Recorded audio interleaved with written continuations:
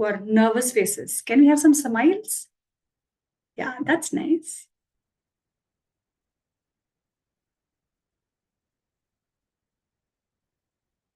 Yeah, we don't want serious faces like this. Yes, this is nicer.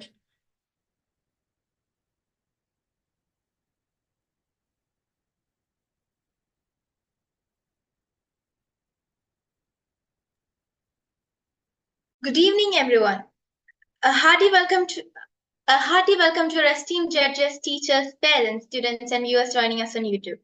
Myself, Emlyn, and I will be hosting this program with my co-host Gauri.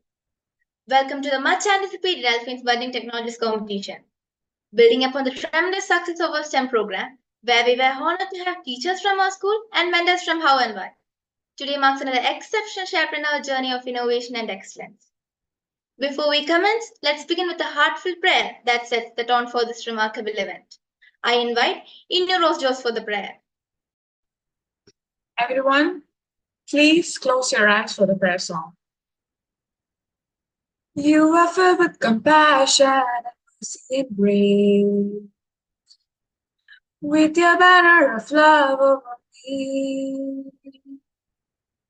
I am longing to see you one day face to face, and to be with you endlessly. Lord, how lovely you are to me. Lovely Lord, you are all to me. Lovely, lovely Lord, full of purity,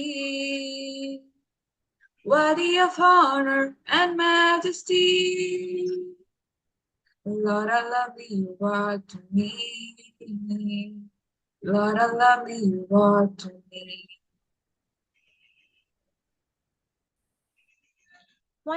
Once again, a hearty welcome to everyone joining us for this exceptional event, Alfeen's Budding Technologist. This extraordinary event is the culmination of a year-long STEM education program, a collaborative venture between Alfeen and Hownwhy.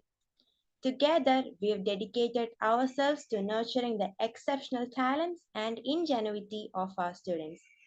Out of an impressive pool of outstanding students, only the top 10 teams have secured their place in today's finals. Now, without further ado, let's dive into the incredible STEM program with a glimpse through this video.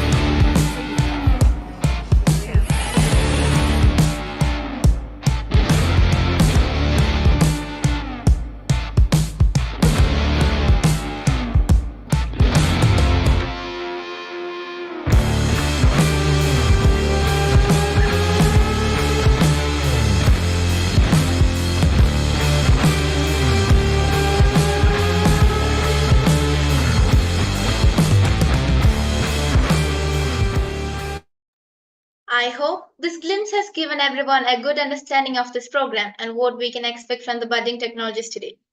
We extend our sincere gratitude to our chairman, Mr. Sunil Thomas, manager, Mrs. Mary Sunil, principal, Ms. Vinita G. Nair, our dedicated teachers, and the invaluable mentors from Hownwhy for providing this incredible opportunity to our budding technologists. Today, we have the privilege of witnessing the sheer brilliance and unwavering commitment of these aspiring young technologists as they present their groundbreaking projects to our esteemed panel of judges. Grace us with their expertise and experience set to evaluate, commend these ingenious ideas. Prepare to be amazed and inspired as these budding technologists demonstrate their creativity, problem-solving skills, and technological prowess. Let's join together in offering a resounding round of applause to all our participants and wish them the very best for their presentations today. Now, it's with great pleasure that we extend a warm invitation to our distinguished judges for today's event. Let us invite the first judge. We have Dr. Shailaja Jayashankar, a distinguished educator with 2 decades of experience, specializes in teaching coding, AI, ICT, and computer science. Her commitment to education, coupled with a PhD and expertise in curriculum development, establishes her as a prominent figure in the field. Holding patents in India and the US, she is recognized as a thought leader, contributing significantly to the advancement of coding and computer science education. Ma'am, welcome to our event. It's a privilege to have you here, and we are sure it will be a good learning experience for all of us from you. Thank you so much, Evelyn. Looking forward to. Now, I would like to invite the second judge of the event, Dhanya Krishnakumar. Dhanya Krishnakumar is a seasoned communication and content expert with 22 years of experience. She holds a master's in politics, specializing in international relations from JNU, and is a BBC certified broadcast journalist. With a rich background in both electronic and print media, including stints at CNBC TV 18, NDTV, and the Times of India. Dhanya has also received national recognition, winning the Polestar Award for the Best Business Feature in 2008. Her expertise extends to creating television shows aired in India and UAE, media advising for the Chief Electoral Officer of Kerala, and collaborating on projects with entities like Asian Development Bank and the Bill and Melinda Gates Foundation, funded Global Alliance for Mass Entrepreneurship. Dhanya is also active in mentoring sessions for senior school students and IAS aspirants. Ma'am, I extend a grand welcome to our event. Thank you so much. All the best to all the participants. Looking forward to some interesting projects here. Now, let's dive into the impressive pool of marvelous performances by Alfeen's budding technologists. The first project is drone technology. Drones are really interesting. They aren't birds, but how could they fly? Yes, now our budding technologists are ready to explain about the unmanned aerial vehicles and drone technology. I call upon Adinath Shindo, Job Thomas, Siddharth US, and Nikita Trisavinu for their presentation.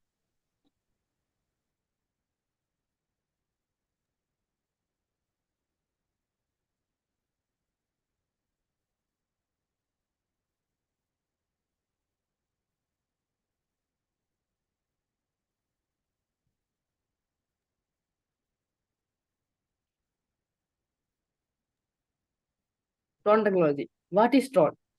Drone, also known as unmanned aerial vehicles, also known as UAV, are flying robots that can be remotely controlled. They use sensors, a global positioning system, also known as GPS, are software control flight planes to fly. It is equipped with high-resolution cameras and sensors. Drones offer a game-changing solution by providing accurate and timely data for planning, design, and execution. Drone technology holds immense potential to revolutionize several critical sectors, including infrastructure developments.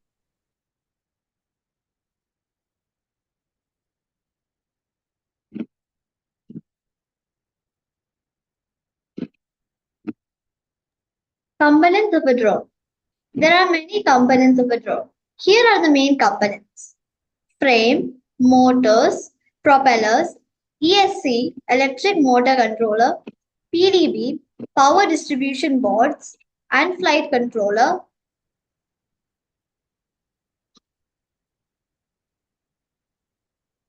battery, receiver, camera, video transmitters, and sensors.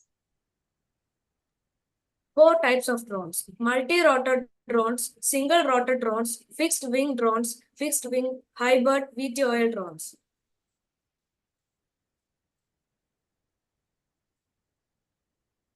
Multi-rotor drone. A multi-rotor or multi-copter is a rotorcraft with more than 2 lift-generating rotors. It uses simpler rotor mechanics required for flight control. Multi-rotor aircraft are frequently used in radio-controlled aircraft projects. Single rotor drone. Single rotor drone types are strong and durable. They look similar to actual helicopters in structure and design. A single rotor has just one rotor plus a tail rotor to control direction and stability. Fixed wing drone. One rigid wing that is designed to look and work like an aeroplane. Only needs the energy to move forward and not to hold itself in the air. Can be expensive. Fixed hybrid vertical takeoff landing drone. Merge the benefit of fixed wing and rotor-based designs. It has rotors attached to the fixed wings. They are perfect at either hovering or forward flight.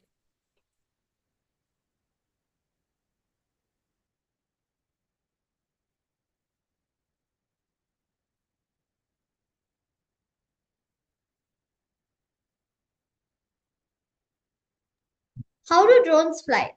Drones generate by pushing lift through propellers, creating thrust by spinning and pushing air downwards. Two propellers rotate clockwise and two counterclockwise. Increased speed of all motors moves the drone up. Decreased speed of all motors moves it down. To hover, change the speed.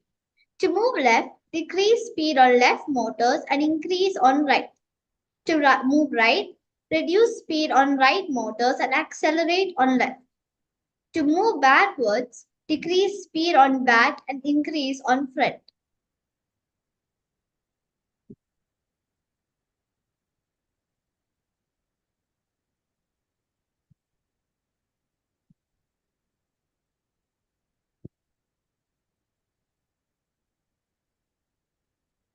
How are drones used? Drones have multiple uses. Here are a few: construction, mining, energy, agriculture, aerial photography, and product delivery. Construction. Drones are used in construction to provide a quick road survey. They are used for precise mapping, for time-sensitive land surveys, to produce topographic maps, and for tracking equipment. Mining.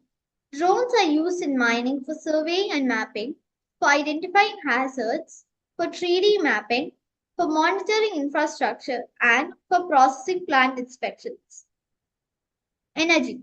Drones are used in energy, in power generation and distribution, in inspections, for mapping and surveying, for localization and tracking, and for isolating potential leaks in oil rigs.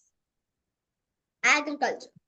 Drones are used in agriculture for irrigation, for soil and field analysis, for planting seeds, for optimizing field management and water control, and to count, track, and inspect livestock.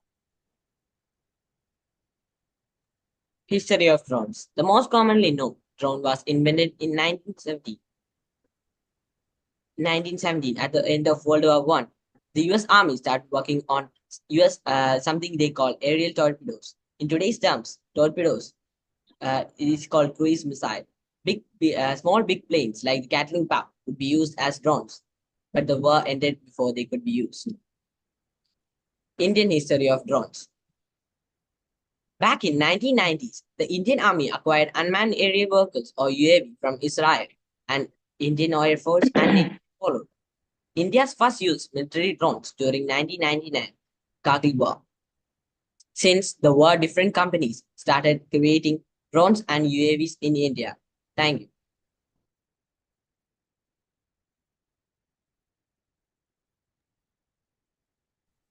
Thank you guys for the marvelous performance. Now let's hear from the judges. I invite Shailaja ma'am. Thank you so much, students. It was lovely. In fact, I learned a lot of them from your presentation. Good research. And more than anything else, I did see your demonstration where you're trying to fly them. It was super fun, I think, right? I could see that fun enthusiasm on your faces. Was it nice? Yes, Did you all ma'am. enjoy flying it? Yes. Yes. ma'am. Yes. Okay. So you've given me a lot of applications for it, but initially you did talk about 4 types of drones, but I do see a similar kind of drone in all your applications. Can you tell me where are the 4 types of drones used? Any further research there you will have done? I'll be a little more specific in my question. The fixed wing drone was there, right? As the 4th type. Where do you think it's used? That's nice question. I will talk to my teammates and find the answer. Definitely. Okay, great. Thank you so much, but it was very, very informative. Over to Danya. Yeah. Can you hear me? Yes, ma'am. Yes, ma'am. Okay. You may continue. Yeah. So one of the questions I wanted to ask is, do you know how drones use GPS technology for navigation?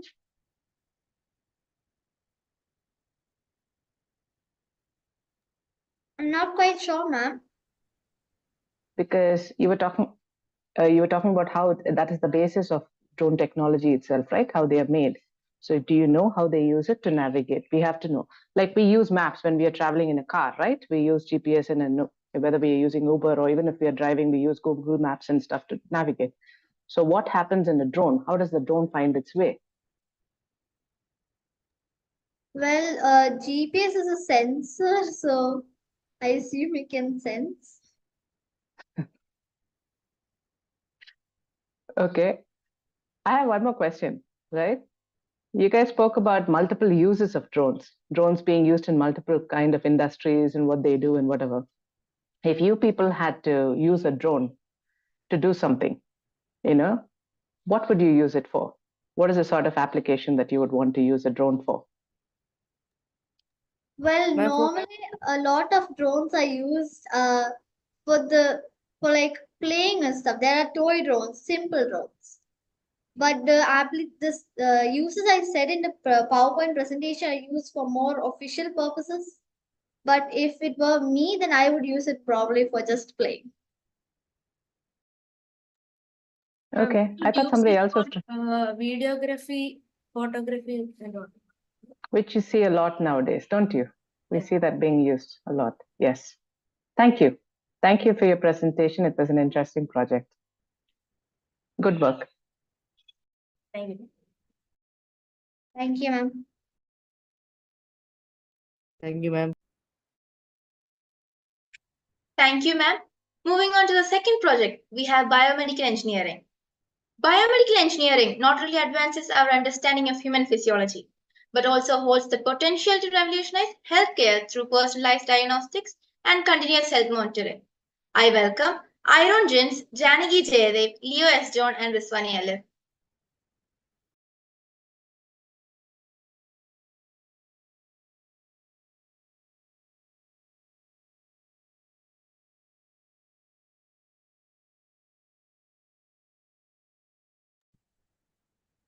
Biomedical engineering. What is biomedical engineering?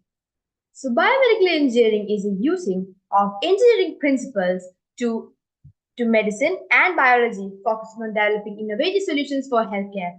It involves designing and implementing medical devices, equipment, and technologies to improve patient care.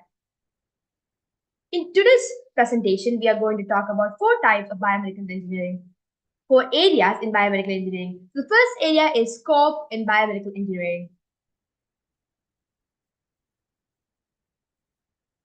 The scope in biomedical engineering, the first topic is medical imaging. So medical imaging is also known as radiology, which is a field of medicine in which medical professionals recreate various images of parts of the body for diagnostic or treatment purposes, like PET scans, CT scans, X-rays, etc. Then biomaterials, materials that have been designed to interface with biological systems for the treatment, augmentation, and replacement of biological functions. Then biomechanics. Biomechanics is a science of the movement of a living body, including how muscles, bones, tendons, and ligaments work together to move. Bioinformatics. Bioinformatics is the science of the movement of a living body, and the application of tools of computation and analysis to capture and interpretation of biological data. The last one is clinical engineering. Clinical engineering is a discipline combining engineering practices with modern medicine to serve patients and healthcare providers. Now I'll give it on to Leo.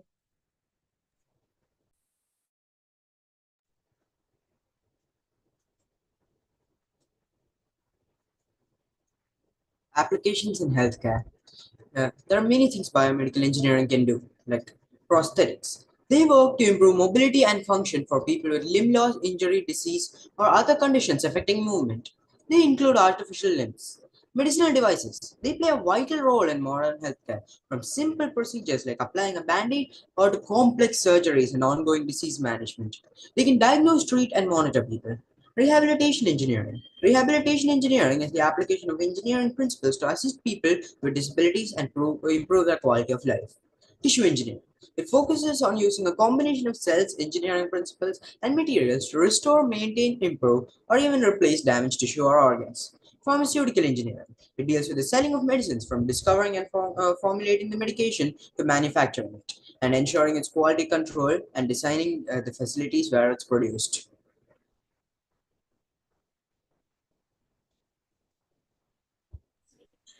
Innovation in biomedical engineering. Wearable health device. Imagine a watch or ring that you can wear in your hand that tracks your heartbeat, blood oxygen level, and etc. 3D printing in medical. Imagine a printer printing tissue, organs, etc. Artificial in diagnosis.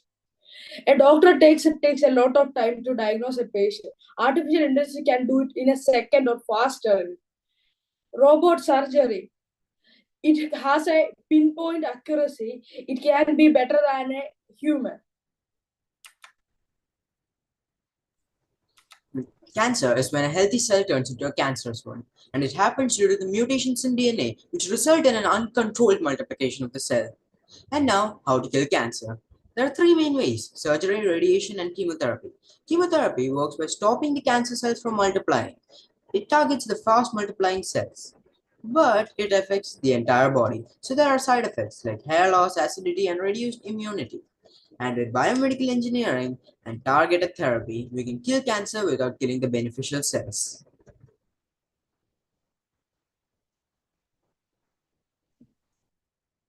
Future trend in biomedical engineering.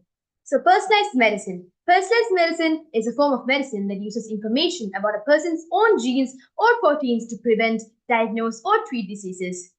Next one is brain-computer interface, a system that determines functional intent, the desire to change, move, control, or interact with something in your environment directly from your brain activity. Then telemedicine. Telemedicine is the use of electronic information to communicate technologies to provide and support healthcare when distance separates the participants. Then gene editing technologies. Technologies that give scientists the ability to change an organism's DNA. And bioprinting. Bioprinting is a technology where biolinks and biomaterials mixed with cells are 3D printed, often to construct living tissue models. Biomedical engineering offers diverse career opportunities at the intersection of engineering, biology, and healthcare. Biomedical engineering plays a pivotal role in developing innovative medical devices, designing advanced prosthetics, and creating cutting-edge imaging technologies. In industry, they contribute to research and development teams, ensuring the safety and efficiency of medical products.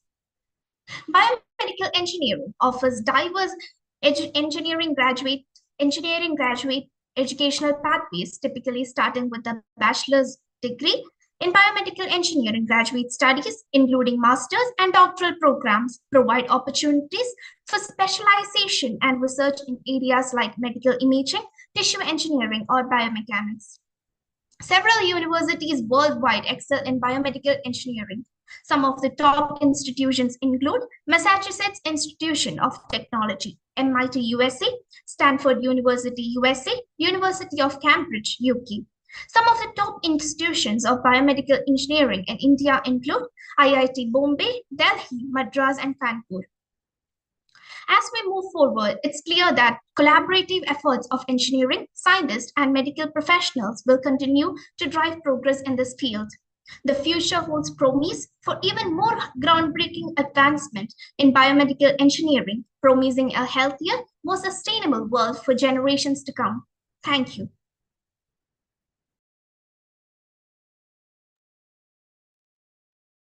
Thank you, guys. It was amazing. Now we shall listen to the insightful feedback from our judges. Danya ma'am? Yeah, so you were talking about what can be done. I want to understand, do you know what are some of the, have you seen a lot of work happen in biomedical engineering in India? And what do you think are some of the challenges faced by people who are entering into this space? Some of the main challenges that they face are that in certain areas the machines cannot be made according to their idea. So sometimes they cannot make their idea into something that they want to. So when they don't get that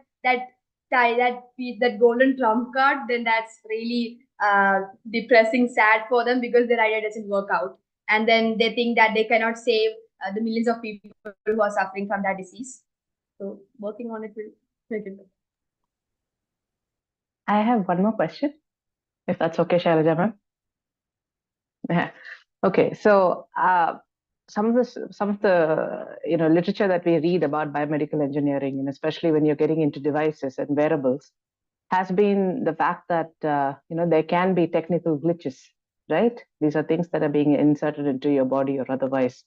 So have you done enough research about it? Have you read about how one can work around some of these challenges and ensure reliability and safety of these devices for patients?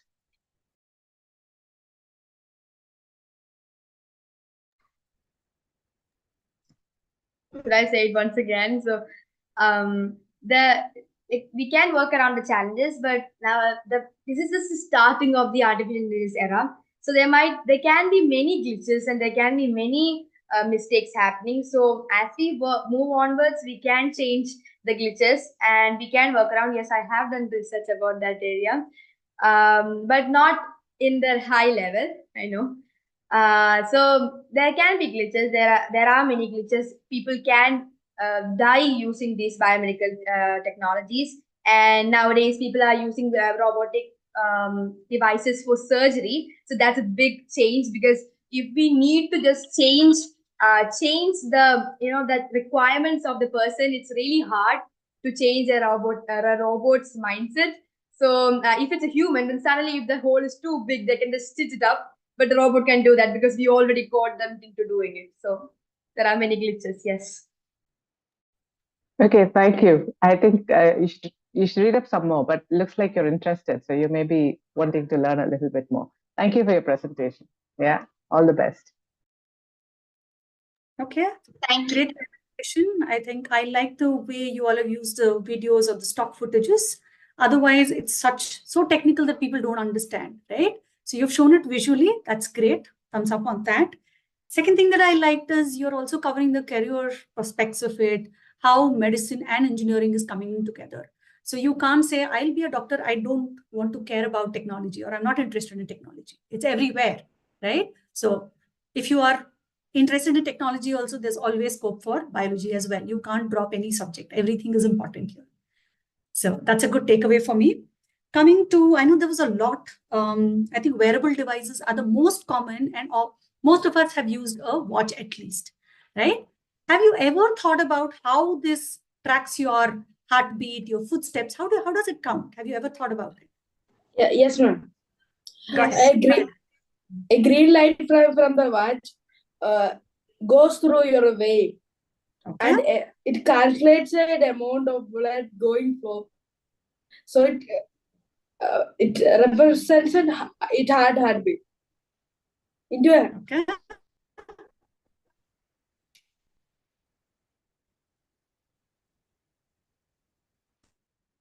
Okay, that's your heartbeat. How about movement? It also captures your steps. How do you think it's capturing? I think it scans the movement of hand.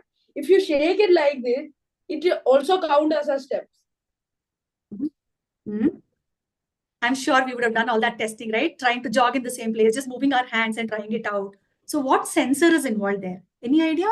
Which sensor do you think the smartwatch has? You're on mute, Janki, if you're talking.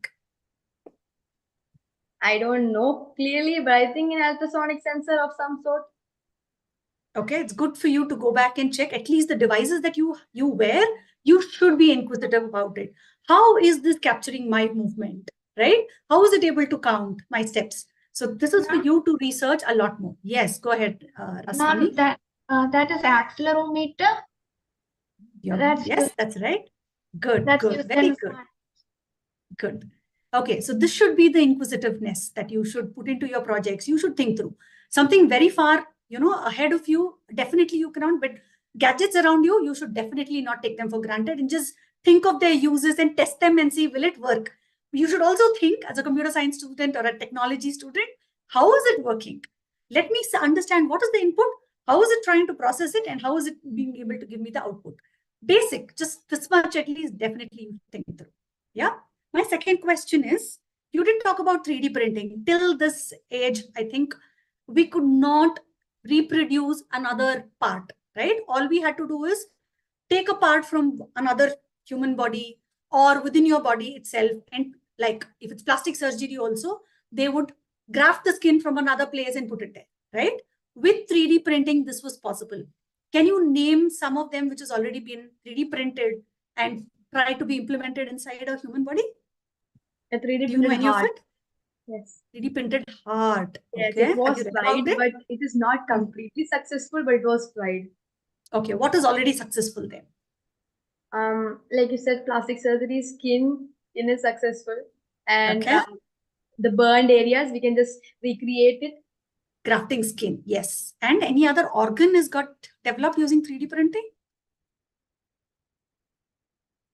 I think there was a trial on liver also, and it was mostly partial, almost successful, right? We've not got into heart still. So technology is so powerful. All these years that we were living with this body, we could not. We could take it from another person or anywhere and just put it, but technology after these many decades or centuries, we might call it, right? So amazing work on that. Janaki, you definitely have interest in this.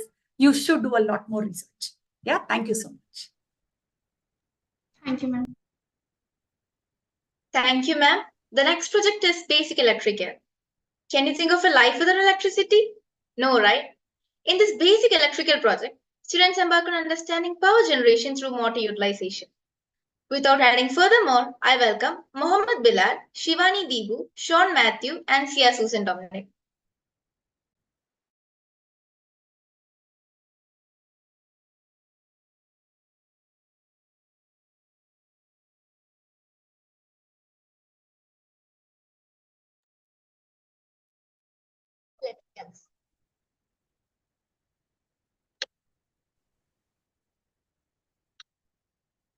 What is electricity?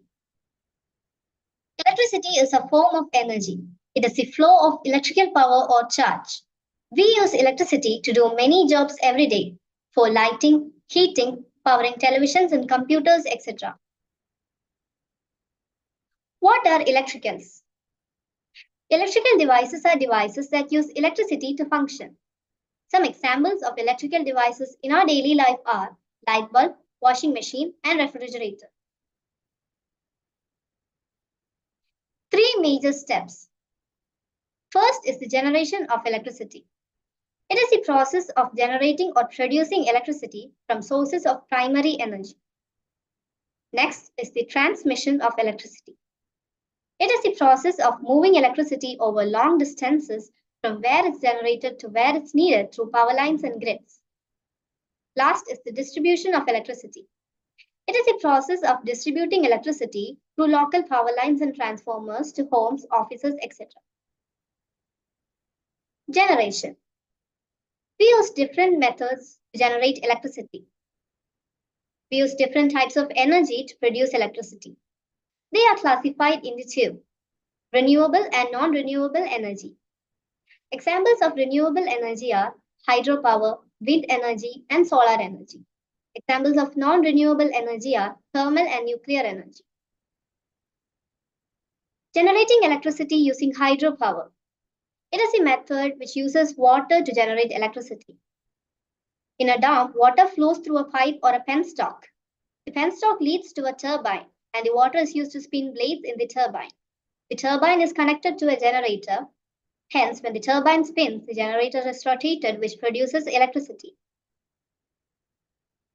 Producing electricity using wind energy. This method is similar to generating electricity using hydropower, but here, instead of water, wind is used to rotate the blades in the turbine. When the turbine spins, the generator is rotated and electricity is produced. Solar energy uses sunlight to produce electricity. Steps. Sunlight falls on the solar panel. Solar cells on the panel absorb energy in the sunlight. Electrons flow produces electricity. Some facts about solar panel. China has the most solar PV capacity by 306,973. Solar panels can last up to 30 years. Thermal energy uses steam produced by burning fuels. Steps. Steps.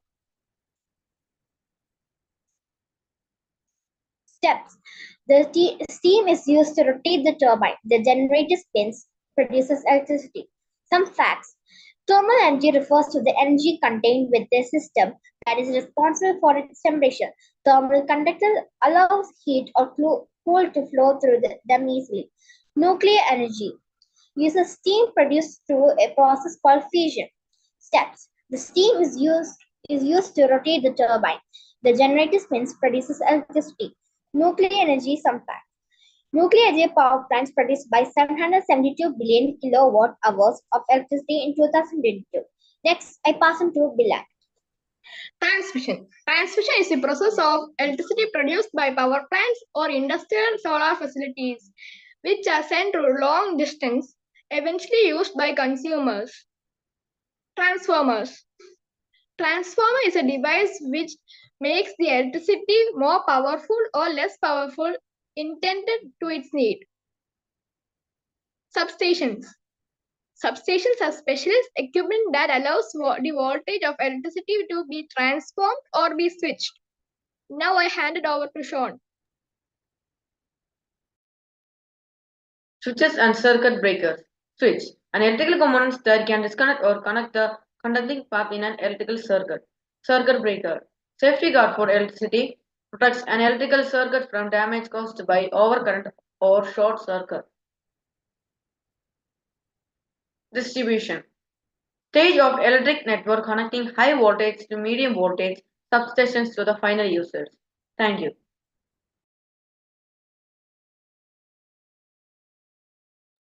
Thank you guys. It was an amazing presentation. Without much ado, over to the judges for their invaluable feedback. Danya ma'am? Hi, thank you for your presentation. You spoke about the different kinds of energy and sources of electricity.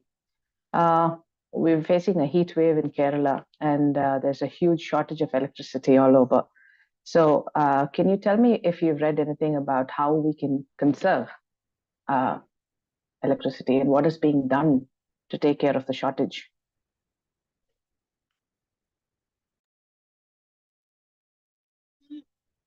We didn't know much about it.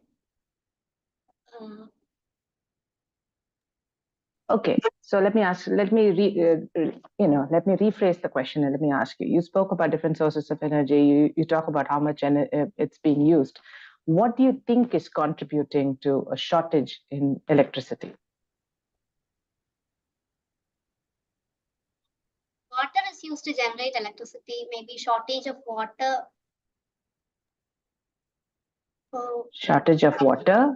Is it also because... Solar panels. We could switch to solar panels. Yes, we could switch to solar panels. Is it also because of the kind of unmanned usage? Because people are now using a lot of electricity. We see a lot more of, people are running more ACs in their houses and things like that. So that could be leading to shortage in. Yes, is that something you read about somewhere? Yeah. So have you done enough research about solar power? Because you see a lot of solar panels. I heard you mention a statistic about China and how they have the maximum number of solar things. What do you think is happening in India? And even in Kerala, in a lot of houses, we see solar panels on their rooftop, and a lot of people switching to solar power to save electricity. So have you read about that? I have done some research. We can consume electricity by using solar panels. But we can't switch completely to solar panels because when it's cloudy or when it's night, we can't get much electricity using that. That's why many houses does not have solar panels. Okay. Do you think have you seen solar power being used anywhere in the public domain? Like, for instance, in our street lamps. Do you know if solar power is used to power street lamps? Yes, ma'am. Yes. It is? Yes, ma'am. In the Yes. day, Okay. it will charge the battery, and in the night, it will switch on the lights. Okay. Okay, so you guys should do a little bit more research on each of the different threads that you were talking about. Yeah? But thank you for your presentation. Thank you, ma'am. Thank you, ma'am. Again, great presentation, kids. I think as young generation, you should be aware of how do you conserve. As responsible citizens, you should be telling your parents, how do you switch to better ways of generating electricity? How many of you have a solar panel to heat water at least? Is a solar powered? Anybody? Raise of hands. Nobody has it. Wow. Okay. One. No one else? Need not be from the same group. It's a question for everybody. Okay. Ruben also raises his hand. Quite a few. Yeah. I think at least more than 8 months. I know you get a lot of rains. Okay. Before I jump into next question, this was my question. This is from Kerala. You all are from Kerala. How are you generating electricity? Maximum source of electricity generation is happening from? Dams. Hydropower plant. Dams. Hydropower plants. Can you give me an approximate number?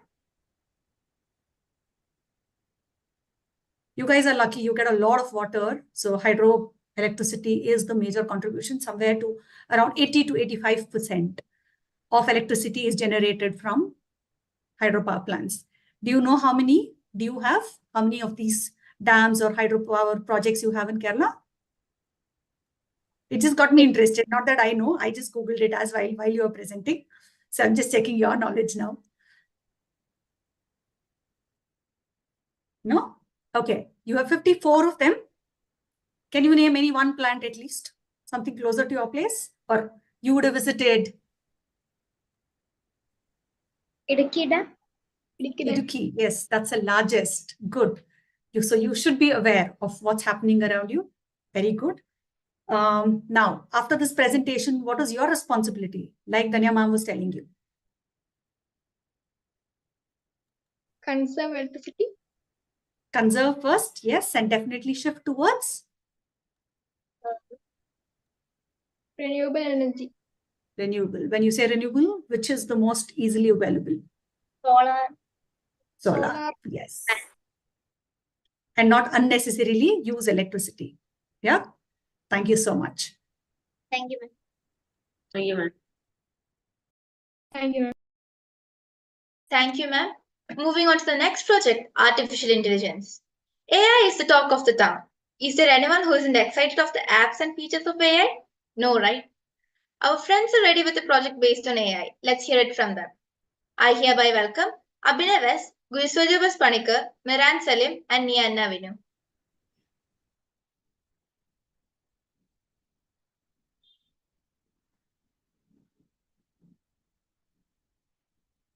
Okay, so artificial intelligence.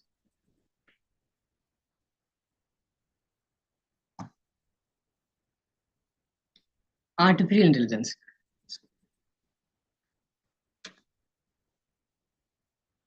So what is AI? Artificial intelligence is like teaching a computer to do various human activities such as learning, understanding complex languages, and problem solving. It is like providing a computer with brain power to make them very useful. So let's see the applications of AI in different sectors of society. Health.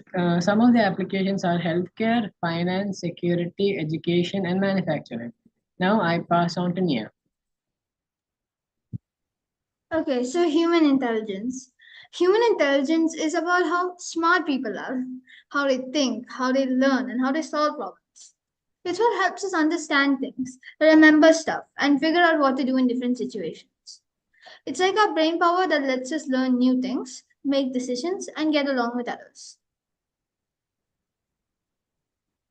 Humans and artificial intelligence have many striking differences. Let's look at some examples. First one is creativity. People can come up with new ideas and solutions easily, but computers find it hard to be as creative as us. Emotions. Humans have feelings and can understand how others feel, but computers don't feel emotions like we do. Learning. We learn from what we do, but computers learn from the information they're given. Sometimes they need a lot of information to learn well. Purpose and control. Humans do things because we want to feel or feel a certain way, but computers only do what they're told.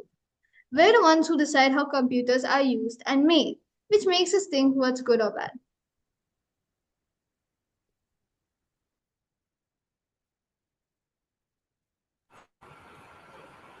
So the types of AI. The first one is narrow AI. It is also known as AI or artificial narrow intelligence. It refers to AI system that is designed to perform a specific task or a set of closely related tasks. It is like it can only can only do a specific task like image generation. For example, Midjourney is an image generator. It can't write a 2000 word essay based on a specific topic. So the next is general AI. It is also referred as AGI. It's a type of AI that can perform as well as humans or even better than humans at a wider range of tasks, as opposed to narrow AI, which is designed for a specific set of tasks. An example is ChatGPT. It can generate images as well as uh, like voice generation is added now, and image generation, text generation, etc. So the next is super AI. It's artificial super intelligence. It is a form of AI that is capable of surpassing human intelligence by manifesting cognitive skills and developing thinking skills of its own. It can perform better than humans because humans are limited by their thinking capacities by a few billion neurons, whereas AI can be developed even more. Now I pass out. Ethical consideration of AI. When it comes to AI and privacy, ethical consideration are super important. It's all about making sure that AI system respects people's privacy and handle their data responsibly. This means being transparent about how data is collected, used, and protected. Security. Security in AI is crucial. It's all about making sure that AI systems are protected from cyber threats and unauthorized access, just like how a good defense in football stops the opposing team from scoring. Job displacement. Job displacement caused by AI is definitely an important topic. It's when AI and automation takes over tasks that were previously done by humans. It can be a challenge because it can lead to unemployment for some people. But at the same time, AI can also create new job opportunities and improve productivity. I pass to Nia. Teachable machine. Okay, so what is teachable machine? Think of it like a friendly robot that you can train to understand different things. It could be anything from recognizing pictures to understanding sounds. You simply show it examples of what you wanted to learn, and it figures out patterns to recognize similar things in the future. It's like teaching your computer new skills, but in a really simple and fun way. So how can we make a machine using Teachable Machine? Alright, first things first, we head over to the Teachable Machine website. Once you're there, you'll see three options: image project, audio project, and prose project. For this example, we'll focus on the image project, but feel free to explore the other options later on. Click on the Get Started button under the image project section. This will take you to the image project interface and where we'll start building our model. Now it's time to gather data for our model. You need examples of different classes or categories you want your model to recognize. Let's say we're creating a model to recognize faces with mask and without mask. You need to collect images, preferably more than a handful, of each class. The aim here is for my model to recognize the girl's face with the mask on and with the mask off. Once you've collected your data, click on the Upload Images button and select the images you gathered for each class. Make sure you have a good variety of images to ensure your model learns effectively. Next up, we have to train our model. After uploading our images, we need to click on the Train Model button. Teachable Machine will start training our model to use a technique called transfer learning, which leverages pre-trained neural networks to accelerate the training process. Depending on the size of our dataset, this may take a few minutes. Once the training is complete, it's time to test our model. We can do this directly within Teachable Machine by clicking on the Test Model button and using our webcam to capture real-time images for classification. If the model constantly makes correct prediction, it indicates that the training was effective. However, if it struggles to classify certain samples or consistently misclassifies them, further refinement may be necessary. You will see, based on just those pictures, how accurately the model has classified those new samples. If we're satisfied with the performance of our model, we can export it to use it in our own projects. Feel free to experiment with different datasets and applications to further enhance our machine learning skills. Remember, the possibilities are endless, so keep exploring and innovating.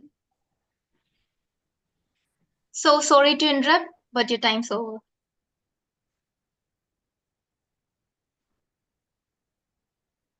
Thank you, guys. It was an amazing presentation, though you were not able to complete the presentation. Let's invite the judges to say about this wonderful presentation. Shailaja ma'am?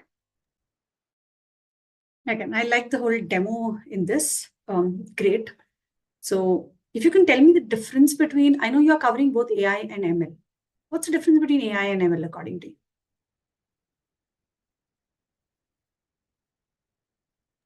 Machine learning is basically a set of instructions given to the computer. The difference between machine learning and artificial intelligence is basically artificial intelligence learns from the instructions we give it. It learns from the examples and makes its own product. Machine learning is direct. Is direct, as in it learns on its own? You don't need to train it? No, is that what you mean to say? We need to give instructions for machine learning. Okay. Artificial intelligence, it learns on its own instructions. On the instructions we give, it creates its own product. Or is it the other way around? Think through and tell me. Take your time. Think and come back. No issues. Okay, you did talk about generative AI. I hope all of you have used it. Is there anyone who's not used it? Raise of hands. Or let me put the question other way around. Have you all used it? If yes, for what? And for image generation, video script For generation, image. like Okay, that. for image generation. Can you name one website or what have you used for images? Website. And I have like in school projects, I have it for like a video. Okay, so what did you use? Midjourney, Bing, what exactly did you use? Not aware of? AI. Sorry? Leonardo. Your voice is not very clear, child. Leonardo AI. Leonardo AI. Okay, I haven't tried it. That is for image generation and videos, is it? You liked it? Okay, can great. also Anyone source. else? Nice. Good that you've already used it. Anyone else who's used it? ChatGPT is a very common example of generative AI. Okay, so you're using it to do your homework? No. No. Okay, good. But all of you have used it, right? Now is the time. It's not very far. Now is the time where it's coming very close. It's easily available like anything else, right? How you chat on WhatsApp. I think if you're bored, you just start chatting with AI, and it's amazing. Better than chatting with your friends is what I can definitely say. You should try it if you have not tried it. And coming to, I know you did talk about teachable machines also. That's a classic example of machine learning, right? Now differentiate between AI and ML. It's okay. You don't have to give me the answer right now. But you have done image recognition there. Can you give me one practical example where image recognition is happening? It's around us, right? Can you give me examples that you have tried?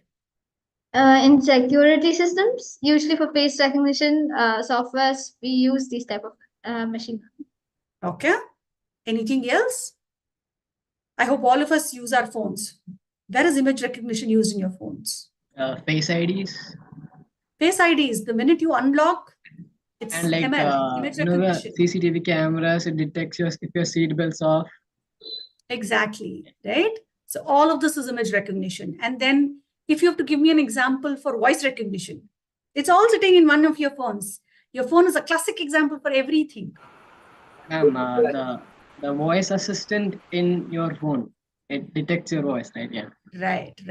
Anything you talk about, Siri, whatever, everything is audio recognition.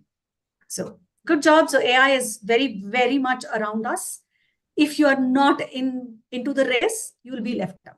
So now is the time where you have to embrace technology, AI, ML especially, and move ahead. So great presentation. Thank you on that. Over to Tanya, ma'am. Thank you, Shailaja, ma'am. So, one of you made a statement that human intelligence is constrained by the number of neurons in our brain, whereas AI is vast. So I want to know, do you think AI is far more advanced and it's better than human intelligence? And what do you think it lacks? And right now, it's not that advanced because super AI is yet to come and does not exist.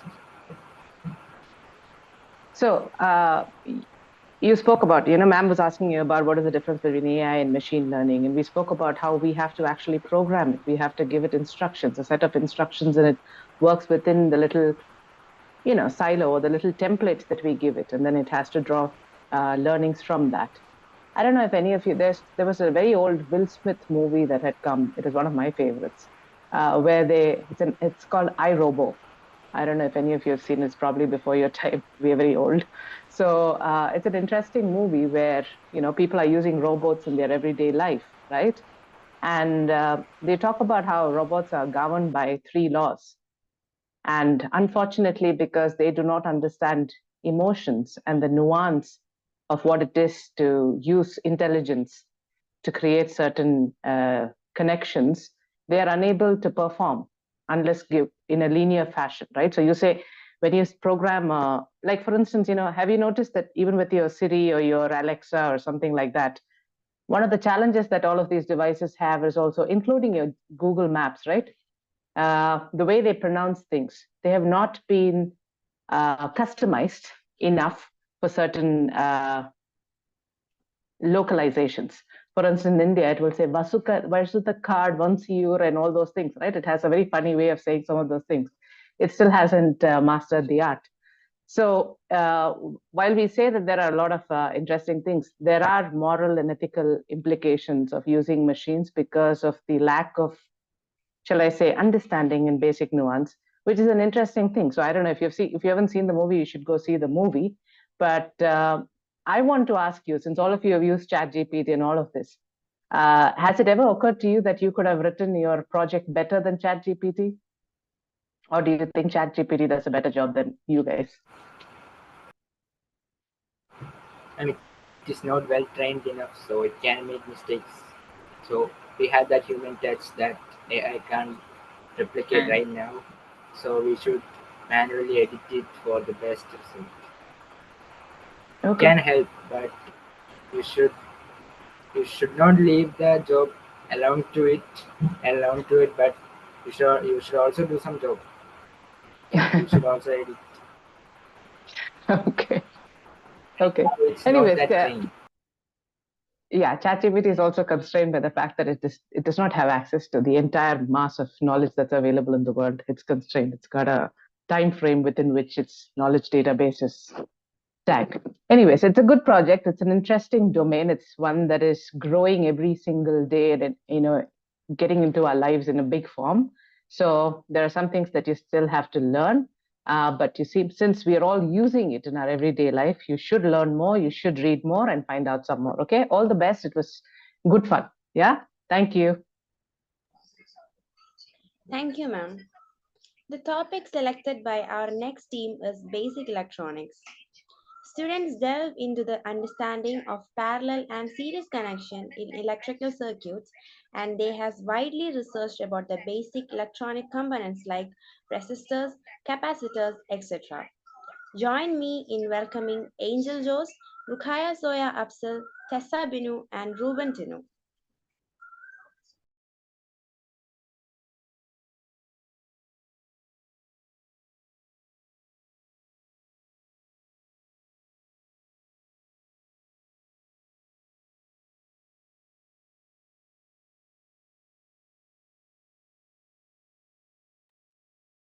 Good afternoon to all. I'm Ruben Tino from class 6A. Our topic is basic electronics. Do you know what is electronics? In electronics, principles of physics are applied to design, create, and operate devices that manipulate electrons or electric current. Now let's see the difference between electronics and electrical. If there is involvement of electricity as energy, then it is electrical. If there is manipulation of electrical energy, then it is electronics. Example, a fan just working without a regulator is electrical, and a fan controlled by a regulator is electronics. There are some basic needs by which this happens in electronics. These are: first one, breadboard, LED, resistor, capacitor, battery, microprocessor, microcontroller. First one, breadboard. Do you know what is breadboard? For what good are they? They are good for prototyping a circuit. Second one, LED. Do you know the full form of LED? The full form of LED is light emitting diode. LED is a semiconductor device that emits light through it when electricity is passed through it. It allows current to flow in forward direction and blocks the current in reverse direction. Now I hand it over to Zoya.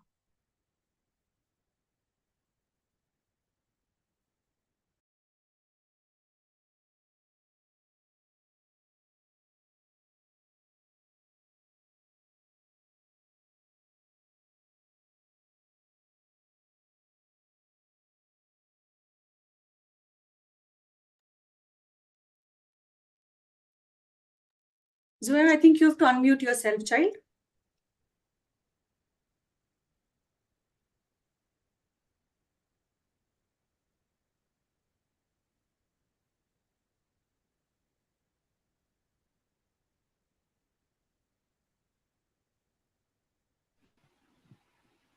Sorry, madam. Right. Do you know, guys, what is a resistor? A resistor is an electrical component that limits the flow of electric current in a circuit. Imagine a resistor as a tiny traffic police officer in a circuit. It controls how fast the electric current can move, just like how police officer controls how fast cars can go on road. Now, what is a capacitor? A capacitor is an electronic component that stores and releases electrical energy, commonly used to filter signals, store charge, and regulate voltage. A capacitor is like a small rechargeable battery in a circuit. It stores electricity and can give it back when needed, similar to how a water balloon stores water and releases when it throws. Now, what are batteries? Batteries are portable devices that store chemical energy and convert it into electrical energy, providing power for various electronic devices. Now I will hand it to Angel. Microprocessor. It is like the brain of the computer. It controls everything. A microprocessor performs arithmetic and logic operations, provides temporary memory storage, times and regulates all elements of the computer system. It is used in cell phones, kitchen appliances, automobile emissions, thermal controls, etc. Microcontroller. It is a compact integrated circuit used to design a specific operation in an embedded system. It is used in multiple industries, home, enterprises, building automation, etc. Circuit. A circuit is a closed loop that electrons can travel in. A source of electricity, such as a battery, provides electrical charge to it. It is actually a part which is made of wires and electrical components which allow electrons to flow through. The most electrical appliances are of electricity which is controlled by a circuit. For example, a bulb is off, but when you switch it on, it is glowing because electricity is reached to the bulb through the circuit. When you switch it off, it stops glowing because the electrons is stopped by the circuit so that it doesn't reach the bulb. Now I hand it over to Tessa. Types of circuit: series and parallel circuit. Series circuit: closed circuit, not common in homes, unreliable wiring method, failure affects all bulbs or devices. Parallel circuit: closed circuit, commonly used in homes, reliable wiring method, failure does not affect all bulbs or devices. Electronic superheroes, diodes and transistor. Diode. A diode is like a one-way gate for electricity. It lets electricity flow in one direction but stops it from going the another way. Transistor. A transistor is like a tiny switch that can turn electricity on or off. It's like a traffic light that controls the flow of cars in a road. It decides when electricity should pass through and when it should stop. Example, automatic street lamp. Thank you.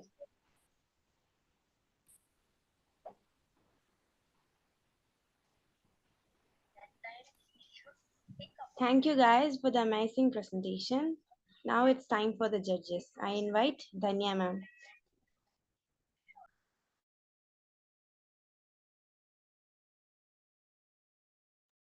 Can you guys hear me? Sorry, there was a bit of a lag. Yes, ma'am. Yeah.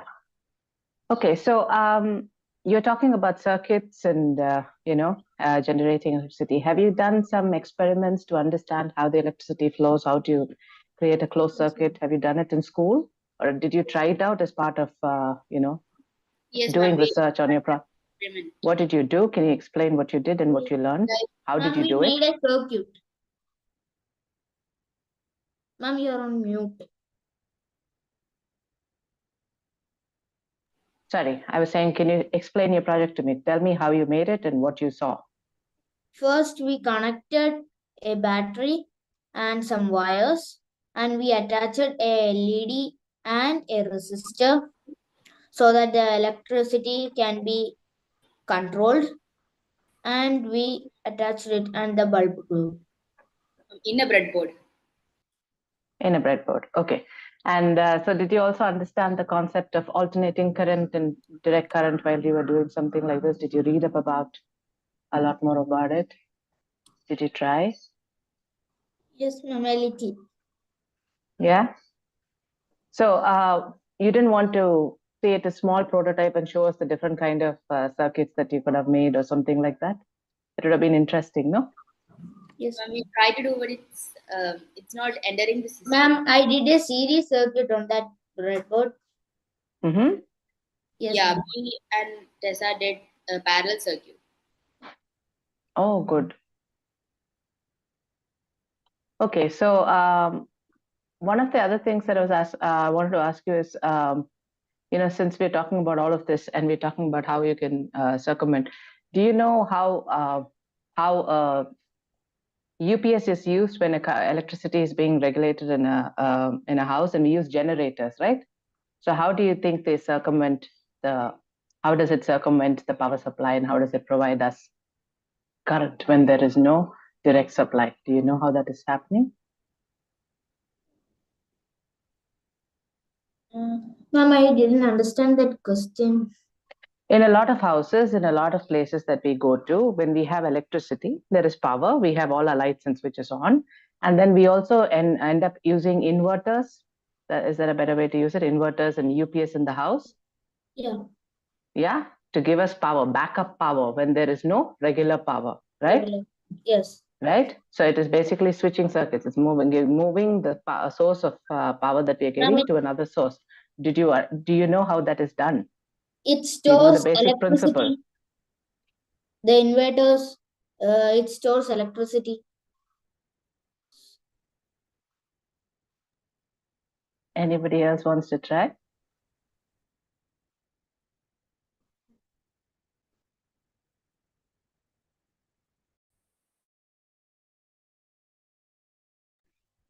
Okay, I guess you didn't hear that. I was just saying, does anybody else want to try?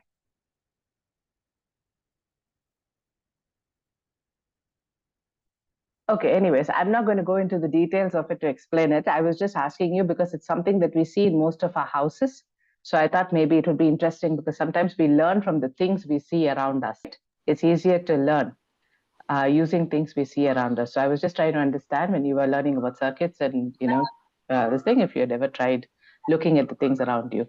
So please go read up some more, but it was an interesting thing. And it's something that you see all around you all the time. Sorry, you were trying to say something? The inverter has a battery inside it. So yes, it stores like Ruben said, it stores electricity. And when we use like battery water, we refill it when it is done. When it is So the most basic way that would be explained is it converts direct current into alternating current, and then it provides it to you while there is no actual power, right?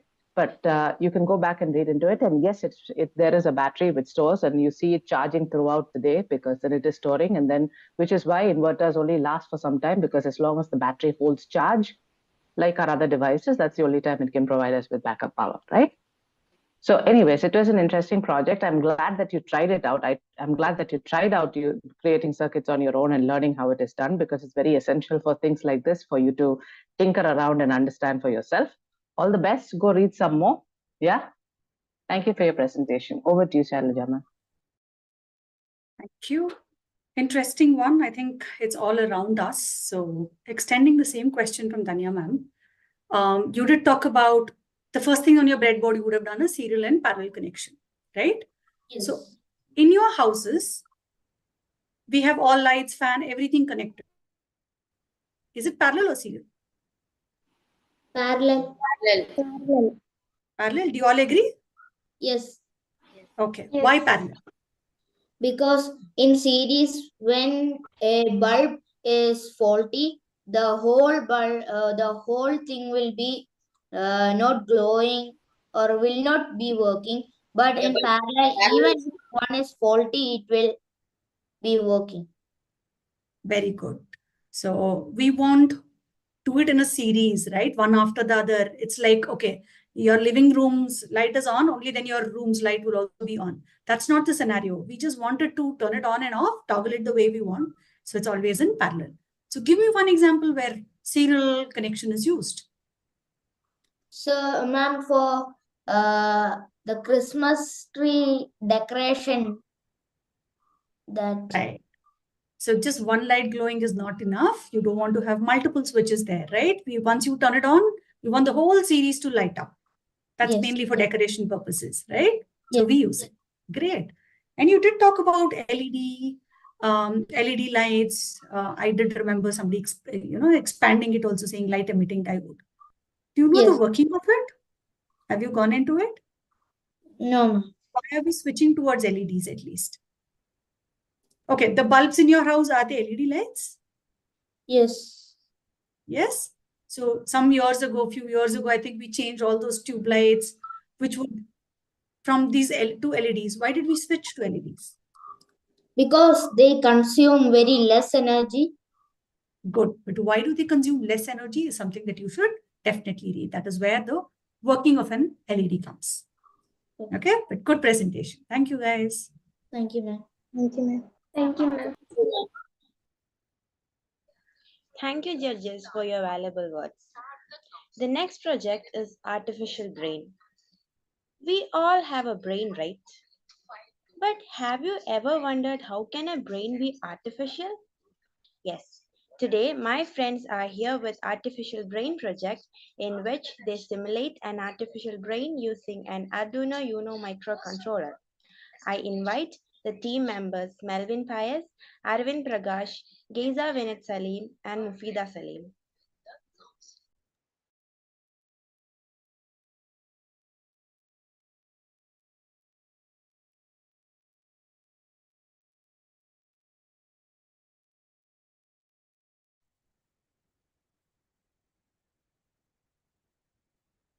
For let me check.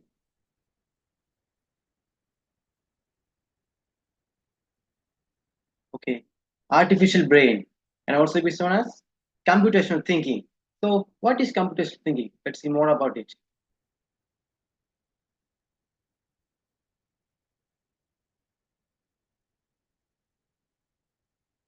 So, artificial brain can be also called computational thinking. So, what is computational thinking? It refers to the thought processes involved in formulating problems. So, the solutions can be represented as computational steps and algorithms. So, there are different steps for the computational thinking. So, the first one is decomposition. This step is an important part of computational thinking because it helps the problem solver to better define and understand the problem for being solved. The next step is pattern recognition. This is a process of identifying patterns or connections between different parts of the problem to more simplify it for the user to be more easy. Okay, the next one is abstraction, the process of extracting the most relevant information from each decomposed problem, which helps the user to define or generalize what and exactly needs to be done to solve the problem as a whole. The next step, algorithm thinking. This is a process of defining a step-by-step solution to the problem that can be replicated for a predictable and reliable outcome, which creates the blueprint for the user. So, next, what is the importance of computational thinking? Well, this is the thinking process of a machine, which refers to problem-solving steps which a machine thinks and uses. Computational thinking encourages students to reflect clearly on a problem they're solving and internationally define a repeatable solution for it, which helps to design technology-based solutions, innovations, and very different projects. So, what are the features? Well, microprocessors and controllers replicates the human brain, which can be also called as independent working, which saves more time, and it also can result in economic development, new innovations, and which is easy to use. So, what are microcontrollers and processors? Well, these are artificial brains which can be used for easy and simple working of devices to control and coordinate the working and code them to execute a different task to our need. So, what do you mean by microcontrollers and processors? Well, there are different elements and functions to both of them. So, let's first see about microcontrollers. Then this contains all elements of the computer, such as input, output interfaces, electronic memory, control processes, etc., which comprises of transistors which are very small in size. Microcontrollers consist of different transistors which helps them to process, to control the functions of embedded systems in office machines, robots, gadgets, home appliances, etc., which also allows embedded systems to analyze and respond to inputs in real time. So, what are microprocessors? Which these perform arithmetical and logical operations, provides temporary memory storage, and regulates all elements of the computer system. Advantages are high processing speed, low power consumption, small size, and versatility. This is also known as CPU, the brain of all computers, which support versatile computing operations in personal computers and enterprise servers. Types of microprocessors. The first one is Arduino Mega and the Raspberry Pi. The Raspberry Pi is more advanced than the micro Arduino Mega because it contains cameras, sensors, and different types of inputs and output transistors. The next, types of microcontrollers. Well, these are the basic ones, not advanced like the microprocessors. Will this work to our will these work to our calculations and process and the questions we ask to them. Not advanced like the microcontrollers. The microprocessors, I mean, these are Arduino Uno and Arduino Due Milano. These are the two pictures seen. So, where can be these used? In the medical field. Well, my juniors were saying about biomedical engineering and how the robots use. Well, these need to be processed and controlled by a brain. Well, that is the microprocessor or the microcontroller. And agriculture, where different drones to water the plants, to use the pesticides and all that. Well, these can be processed by a brain, which is the microprocessor. And household appliances, industries, robots, security, entertainment, and innovations. In all these, there is the need of a brain which needs to control and coordinate. Well, that is the microprocessor and the microcontroller. So, these are the components of microprocessor of the Raspberry Pi. And this is the microcontroller, Arduino Uno. So, now I hand it over to Mufida to talk about sensors, about which is in the microcontrollers and processors. Now let's have a look onto the types of sensors. Types of sensors. Ultrasonic sensors. We all know that normal human being can hear 20 Hz to 20 kilohertz of sound. The ultrasonic sounds are higher than that. Ultrasonic sensors are devices that uses sound waves to find out how far away the things are. They send out these waves, listen for them to bounce back from the object and figure out the distance. An ultrasonic sensor consists of two piezoelectric transducers, out of which one is a transmitter and one is a receiver. It consists of 4 pins. One is VCC that conduct 5 volt electricity and a trigger pin, then echo pin and a ground pin. How are ultrasonic sensors used? Well, it's used with the microcontroller platforms like the Raspberry Pi, the Arduino, and many more ultrasonic proximal levels and distance sensors. Ultrasonic sensors will send some sound waves to the direction of the target, and they calculate the distance by timing how long it takes for the waves to bounce back. Now, IR sensors. IR sensors or infrared sensors uses invisible light to find out the objects nearby. It consists of an IR LED and an IR photodiode. The IR LED is an emitter and the IR photodiode is a detector. Together, they are known as photocouplers. IR transmitters or IR LED is a light-emitting diode which emits the infrared radiation. We can't see the PPT. Radiations.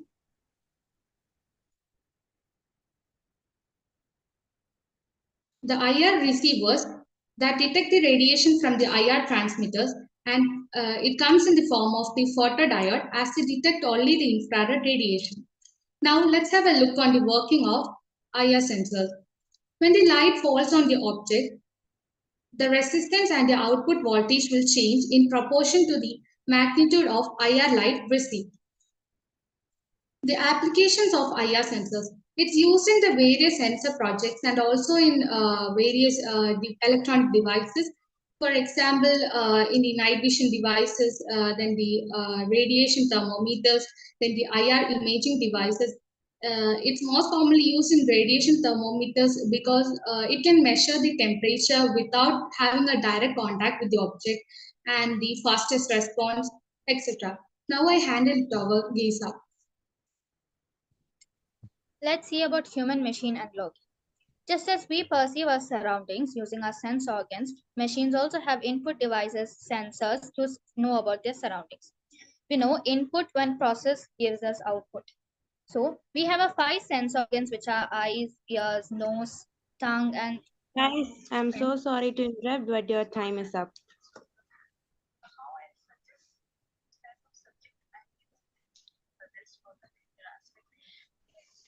Thank you guys for the presentation, even though you couldn't complete. Over to your judges. Shailaja ma'am. Yeah, thank you for the presentation. Malvan, you started off with computational thinking. I could not draw synergies between computational thinking and your microcontrollers. Can you tell me what is the correct thing here? And basically, computational thinking is a thinking of microprocessor and the microcontrollers. Okay. It is a thinking process which uses which the microcontrollers and processors use. I think you should read a little more about it. Computational thinking. Yeah. Computational thinking, we code them to use the rules like that. They don't use it like that because it is not AI. Okay. We use a different program to code them and they execute the program we need. Okay. So computational thinking is more human kind of thinking, where if you want to attain something, where a machine is going to do it, this is the process that we follow, rather than, I know even gadgets follow the same way, but that is mainly to program and not they implement it themselves. Okay, it's a set of instruction that just flows. So read a little more. I don't know, somehow there was a disconnect there. Yes, Coming ma'am. The HD was off. Yeah. I went out. Yes. Okay. Coming to, I think, sensors. You spoke about infrared sensors and ultra violet sensors also, I think. Can you give me examples around you where we are using it? You did talk about, very far away things. It's all surrounded. We need to understand them before we go ahead. So give me examples that you have used.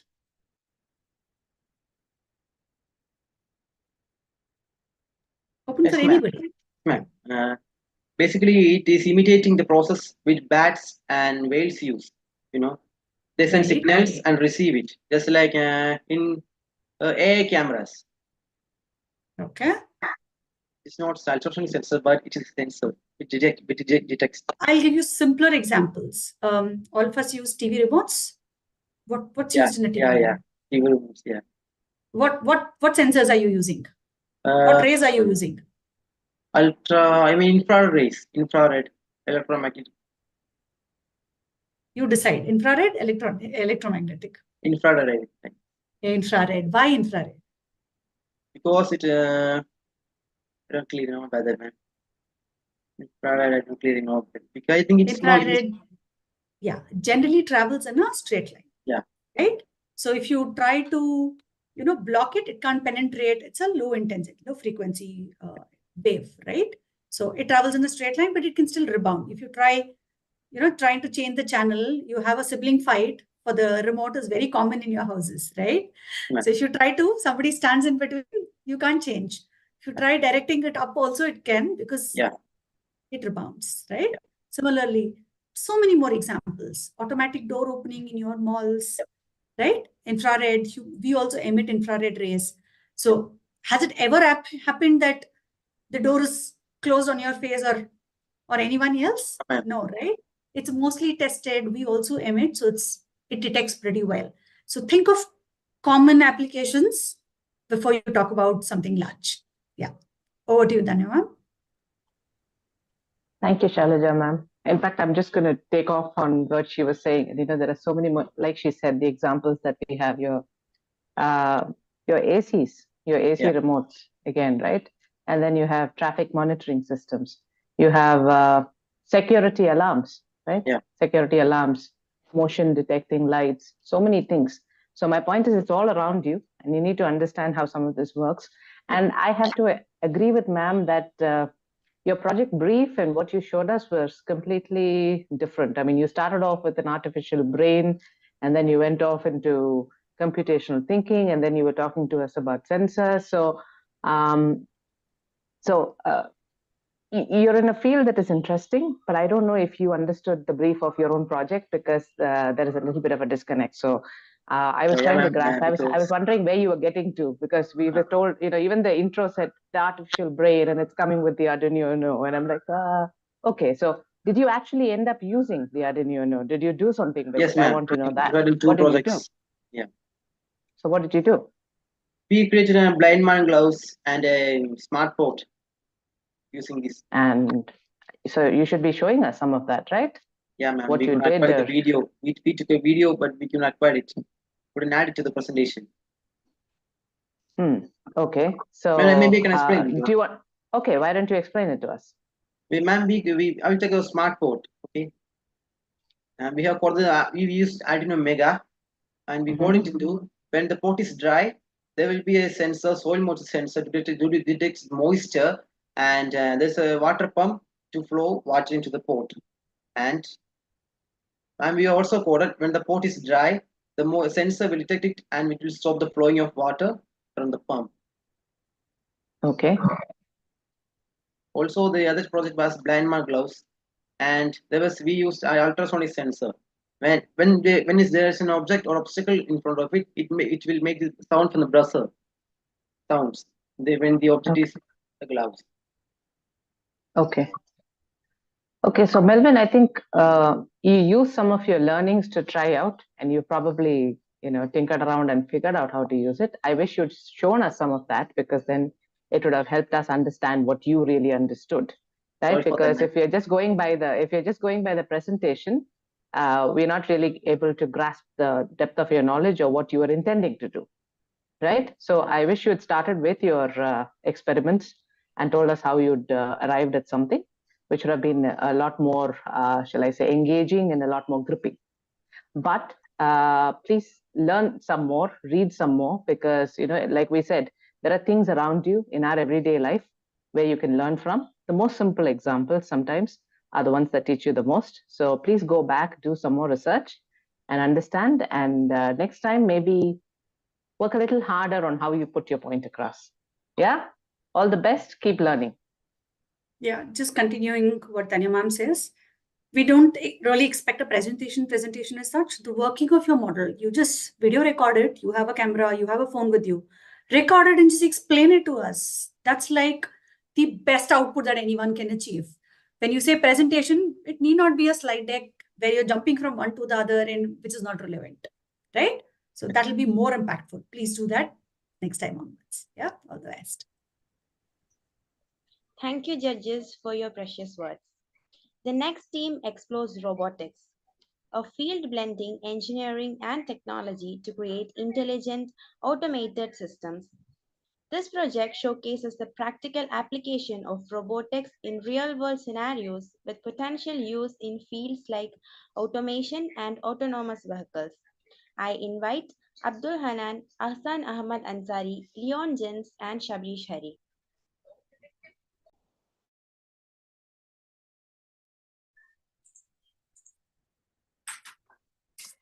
Good evening, esteemed dignitaries, friends, and guests. Welcome to our presentation on robotics innovation. We are delighted to have you with us today into the exciting world of robotics and its impact on various industries. Before we begin, let me introduce our team members.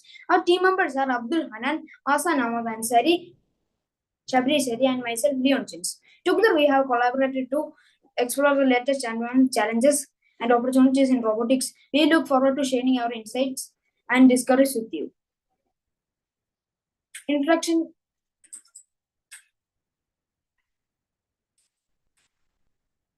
to robotics, the interdisciplinary branch of engineering and science that includes mechanical engineering, electrical engineering, computer science, and others. It deals with the design, construction, operation, and use of robots. Timeline of robotics. 3000 BC to 1000 AD. Early civilization like the Greeks and the Chinese developed concepts of intelligent machines and automata. 1800 to 1900. Steam power and improved engineering allow for more complex mechanical devices. 1920 to 1950. The word robot is born, and earlier robots like the turtle demonstrated basic navigation and control. 1960 to 1980. Programmable robots aims to take hold in factories, revolutionizing manufacturing. 1980 to 2010. Robots like Aibo and Romba entered consumer markets and AI. Advancement improved robot capabilities.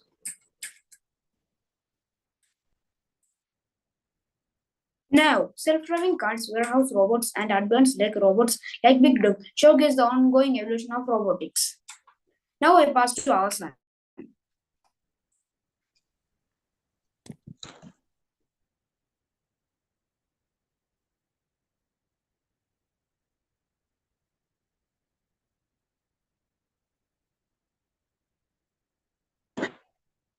Generation. First generation robots, mechanical manipulators. Second generation robots, programmable robots. Third generation robot, autonomous robots. Shapes.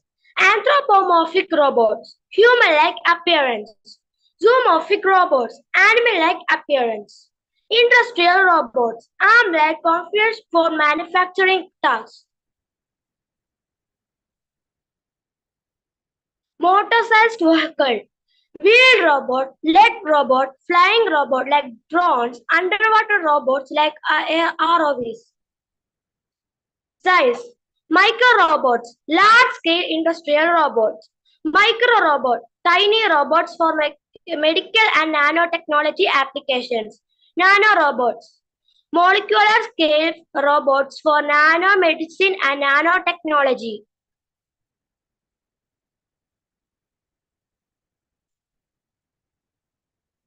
Applications: manufacturing and industrial automation, healthcare and medical robotics, aerospace and defense, agriculture and farming, household and service robots, explosion and space robotics.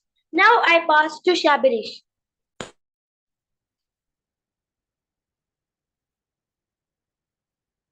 Role of robots in the present world. Increased efficiency and productivity, safety and risk reduction, job creation and economic growth, enhancing quality of life, enabling exploration and innovation. Limitations of robotics. High initial costs, complexity and technical challenges, limited dexterity and sensory perception, ethical and social implications. Now I'd like to pass to Abdul. Current developments in robotics, advancements in artificial intelligence and machine learning, collaborative robotics, humans and robotics working together safely, soft robotics, flexible and adaptive robots, swarm robotics, coordination among multiple robotics, biologically inspired robotics, mimicking nature for innovative designs.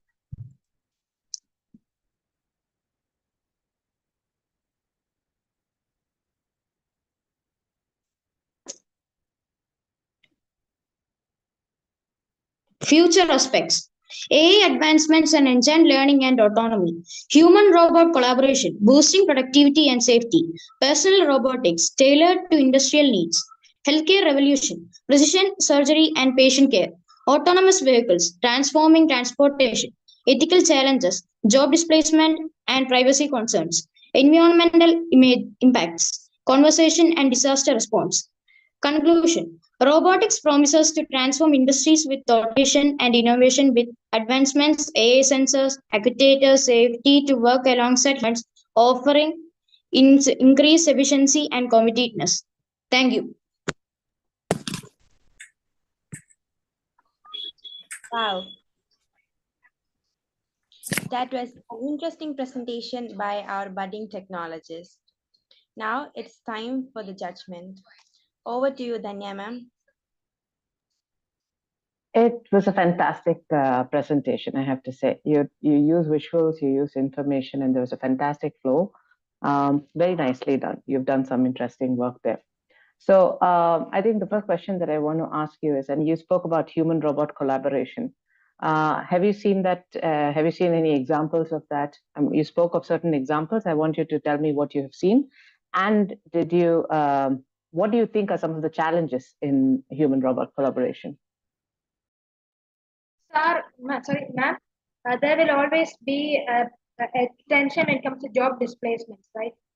There will always be a problem when it comes to human robotics collaborations. Like such problems can create hindering in that. And if, for examples of human robotic collaborations, we can see it in many countries. In South Korea, 10% of the workforce is robots. That's one of the highest numbers. And manufacturing in nations like Japan or South Korea, robots and humans work side by side. Can you think of an industry where robots can function better than humans? Mining. Because a major reason that we created robots was to reduce safety problems when it comes to mining and such industries. So we sent robots to not risk humans dying in such fields. That's why we sent robots to such places. If you had to create a robot, what would you use it for? Probably for customer service, like for help. in house chores and so on. What sort of help?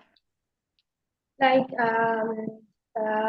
help for, let's say, completing tasks in our house, like Like a cleaning. personal assistant? Yeah, like a personal assistant. Do your homework for you, carry your bag for you? No. No, but very well done project. And there are some things that you can learn some of, but what I find interesting is you're able to pick up examples from across the world and give me, put the context right. So very well done. Very well done. All the best. Over to you, Shailaja ma'am. Yeah. Interesting. The way you've put everything together is, it was captivating. We didn't realize how quickly the presentation got over. So thank you for that. My question is, have you worked or used any robots in your school in this program? Yes, no?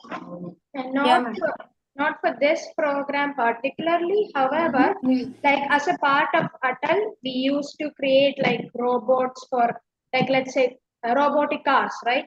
And we used to like play with them after creating them. But for this, particularly we did. Okay, but you have already created a robotic car.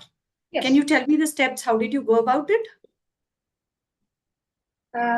It was not this group that did it. It was a group divided like class-wise. Now, majorly saying, I only did like the coding part of some of it. I don't know much about the manufacturing of it. Okay. Fine. We've been hearing a lot about robotics, AI, ML. I remember somebody from your group also raised your hand saying you all have used generative AI. So what is the application of AI in robotics? Is there or is it's not there? Ma'am, can you repeat it? So robotics and AI are two different fields, at least. As of now, we are calling it, right? Yeah. So can you put AI into robotics? Or is it already there? You can put more functions for AI in robotics. Like there are still robots that one of the main features about AI is it generates intelligence, right? That's what we need in the modern world. Robots, even though it can create stuff, we need new knowledge for robots other than just program things that we put out the robots. So more like AI being put into robots will mean that more they can generate knowledge on their own without human needs. So it is possible to put AI into robots. However, a lot of them have already done it. And it's not necessary for all robots. Right? Some are used for manufacturing purpose, where this may not be that necessary.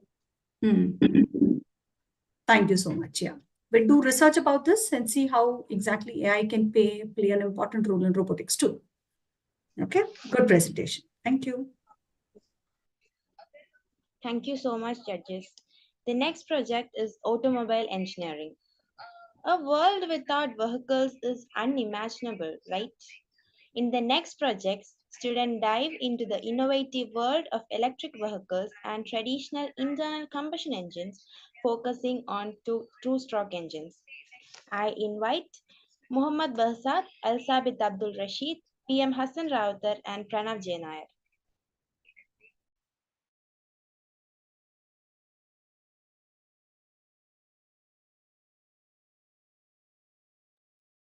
Good evening, everyone.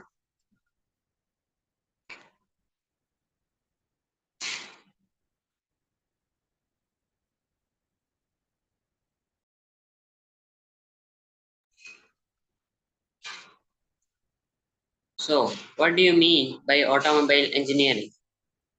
Automobile engineering is a field of study within engineering that focuses on manufacturing, designing, and mechanical operations of vehicles like cars, motorcycles, buses, and trucks. Carl Friedrich Benz was the one who pioneered automobile engineering. The automotive engineering field is research intensive and requires direct application of mathematical models and formulas along with production, development, and manufacturing being the key functions. The production or designing field focuses on testing parts, designing components, and coordinating tests. The manufacturing field concerns with the creation and assembling of the whole vehicle parts. The development field concerns with performance, durability, and in automobiles. So, Carl Friedrich Benz, being the first automobile engineer, introduced the first vehicle in the world, a motor wagon which was powered by a gas engine in 1885. He got patented for his invention in 1886. Now I hand it over to Gosag. The basic structure of an automobile includes passenger seats, storage compartment on the chassis, a gasoline engine which supports the vehicle by the means of transmission, and braking system, an electrical system along with a battery.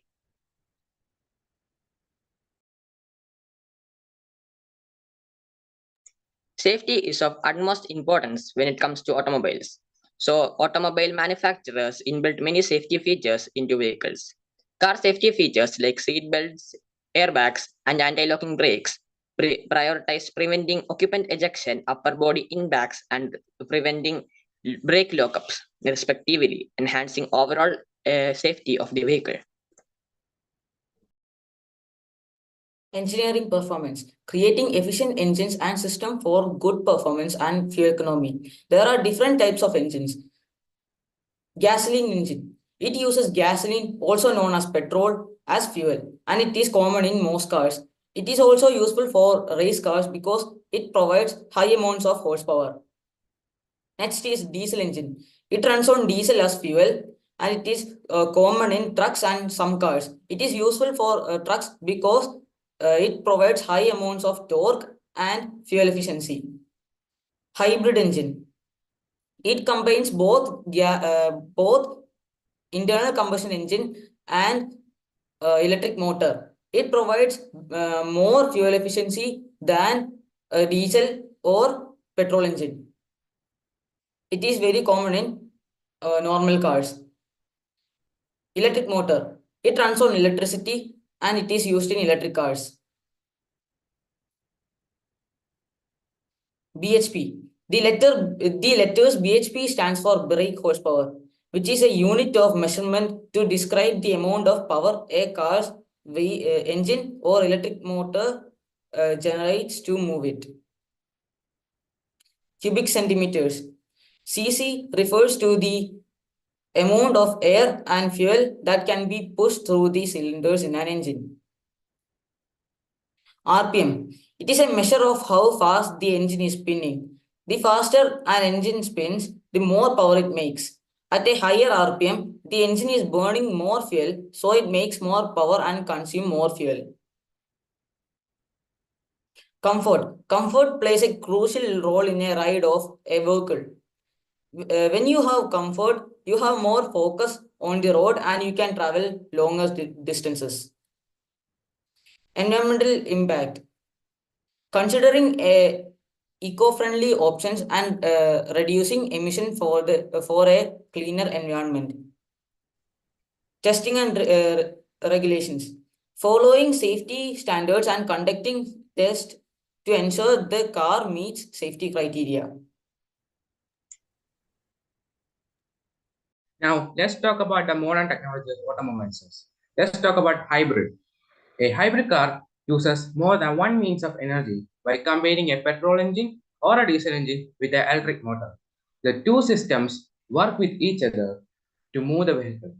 So, by sharing a load with the electric motor, the engine in a hybrid car uses less fuel than a normal car. The first ever hybrid car was made by Ferdinand Porsche in 1899, called the system of Lorna-Porsche Mixit.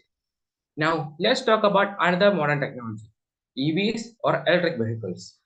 A product of modern technology advancement have changed traditional cars into electric powered machines relying on batteries. The journey starts in 1888 when German engineer Andreas Flocken invented the first EV. Despite the early inventions, in 80s, it was Tesla who revolutionized the concept by equipping the electric car with a lithium-ion batteries. Now, I hand it over to Bursa.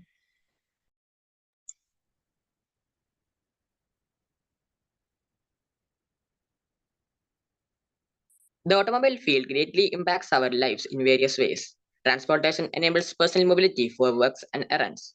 Logistics and delivery rely on trucks and vans for supply chains. Emergency services use automobiles to swiftly respond to crucial situations. Automobiles help us other than this in many other ways, like tourism, fundraising, and motorcycle racing. They help us shape the future of mobility.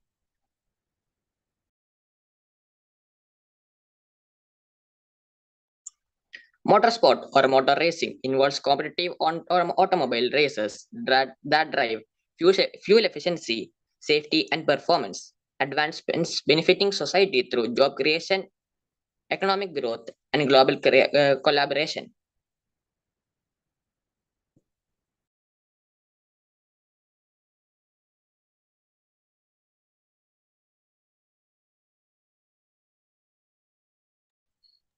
This Those is the are model of a working time engine. is up.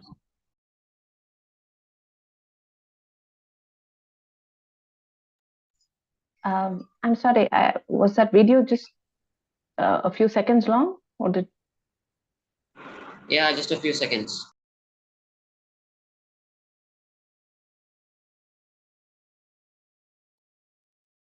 Do you want to play that or? Yeah, could you just play that again? Because it just kind of came and went away. The screen sharing randomly stopped. That's because your time is up. Okay. Okay, next time onwards, I think we can cut down on the presentation bit and focus a little more on the model, because that's where your hard work pays, right? So that's something that you have built and we would love to see them. Okay, great presentation again. One quick question for you. I did see you talking about RPM. So is there an indicator somewhere in your car while you're, of course, you can't drive, so your Yes, parents ma'am. would have, yeah. So what is There's a tachometer in a car. And what is the good range for you to be fuel efficient? In petrol cars, it has to be like 3000 RPM. Okay. And what is your speed limit? Can you repeat the question? What is your speed limit to maintain good fuel efficiency? 60 to 80 kilometers per hour. Good. So in respect of time, moving to Danya ma'am. So I have to say, in between, when your presentation started, it was a good presentation. I smiled in between because I was waiting for that one visual, the testing of your the car, the safety features, right? The little dummy, and you played it for me. So I was like, oh yes, it's happened. So I don't know. And you referred to the Tesla, and the Tesla is a car I want to have sometime. But since you've spoken about what happens in this domain, you were trying to create a prototype of your own. What do you think are some of the most interesting car designs available right now, in your opinion, if you were to rank them? I just drove a Thar yesterday, the refurbished Thar, which I think is a very sexy vehicle, and it's fantastic for off-roading. So I'll rephrase my question, right? So when sometimes we are creating vehicle designs for, say, four-wheel drives for off-roading, and then we have, like you said, you have motorcycle sports, so you have specific designs and specific things that you need to keep in mind. But now we're also moving into this place where we're having smart cars, so you need to have a lot of personalization features within the car, right? Which is also one of the reasons why you would spend money. So to you, if as a designer or as an engineer who's trying to create a new car or a design, what would be the three more? Forget, I'm not talking about fuel efficiency here. Those are given. You cannot do without it. But in terms of just some other feature that you would pick, what would it be? I'm just interested in knowing. I would pick crossover vehicles and sedan. Why? Sedan in sedan vehicles, it is so streamlined that it can travel at higher speeds effortlessly. In crossover vehicles, it is more practical. Okay. So you would pick a sedan as your base design, and what would you want? What would be the one feature that you would introduce in your car? That's what I want to know. ADAS. Okay. Okay. None of your other friends have anything to say? Nobody else is a car enthusiast? Probably to add more comfort inside.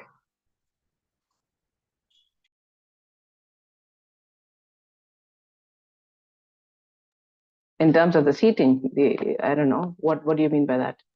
Yeah, in terms of seating. Okay. Okay, anyways, it is an interesting presentation. Thank you for that. Thank you for the visual. And it's an interesting thought, right? But if you were to design a car, what would you do? It's an interesting question. Think about it. All the best. Thank you, ma'am. Thank you. Thank you, judges, for your valuable feedback. Moving on to the next project, 3D printing. The next team introduces 3D printing technology of how 3D has revolutionized our approach to design and manufacturing possibilities. I welcome Francis Alexander, Jewel Joshi, Hanan Ansar, and Naira Anu.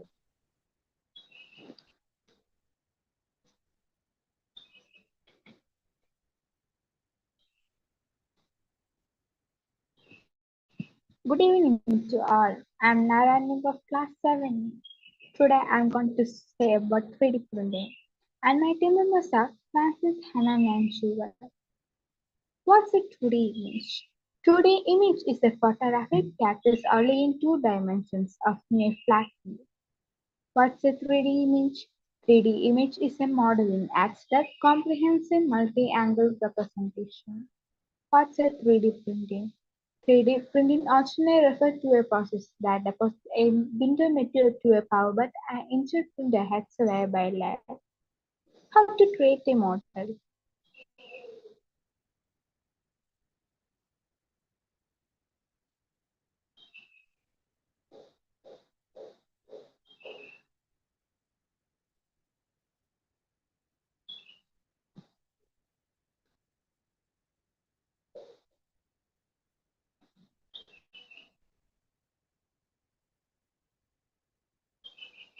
Is it my network? No, I was just can't going to hear ask, even I can't hear anything and it seems to be stuck.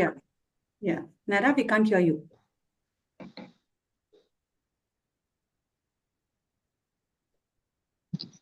Ma'am, I have Android to Francis, but I think he has network. Ma'am, I'm sorry for the delay.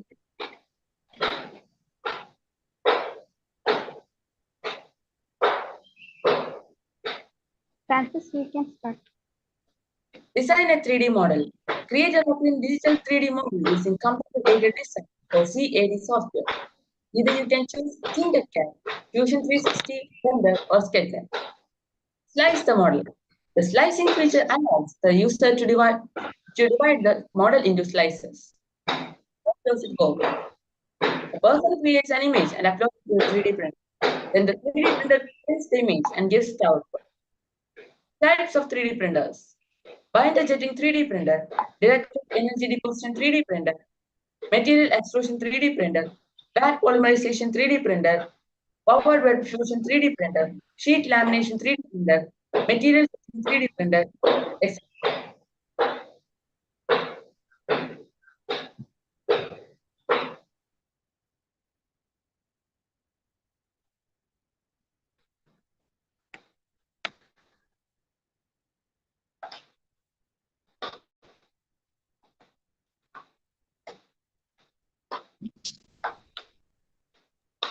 Go on presentation mode, please. The slides are not changing either. I'm sorry, the screen is stuck here. Okay, can someone else present it since you have some bandwidth issues? Can anyone of you please share the screen, please?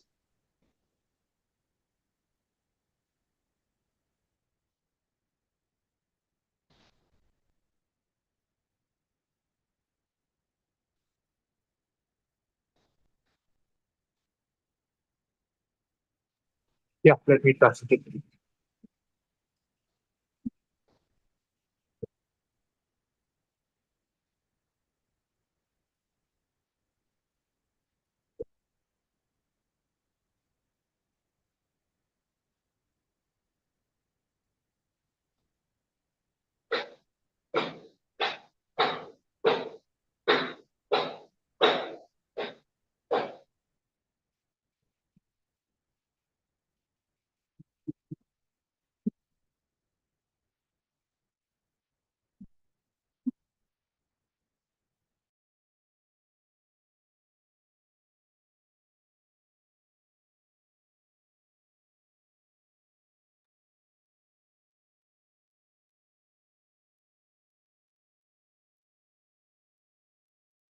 Can you start? Yeah, I mean, I don't know. There seems to be a mismatch between the visual. So the children can just resume talking, I suppose. We can't hear anything.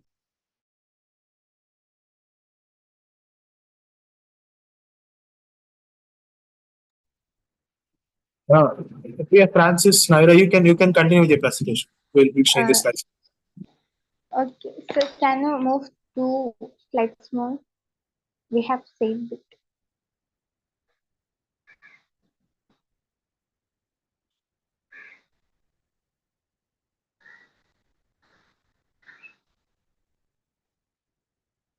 Okay, so you can start it. I'll change it accordingly. Yeah, please start. Yes. How does it work? A person creates an image and upload it to the 3D printer. Then the 3D printer the image and gives the output.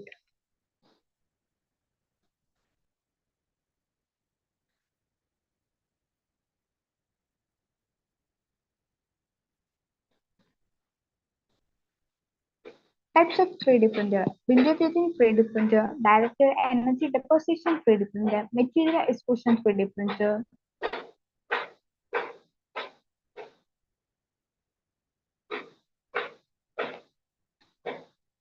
Vat polymerization 3D printer, power bed fusion 3D printer, sheet lamination 3D printer, and material jetting 3D printer.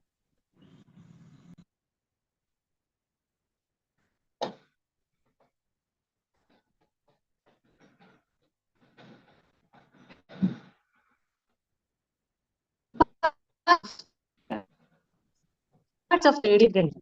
There are several different types of parts in 3D printer. They are display screen, power supply, nozzle, cooling fan, extruder frame, printer bed, and motherboard. Well, there are some applications of 3D printer. They are Blender, FreeCAD, 3D Splash, 3D Max, Slicers, SketchUp, Tinkercad, and etc.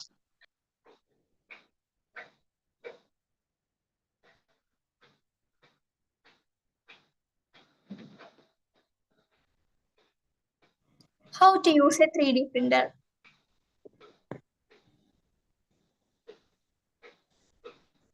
Prepare your model for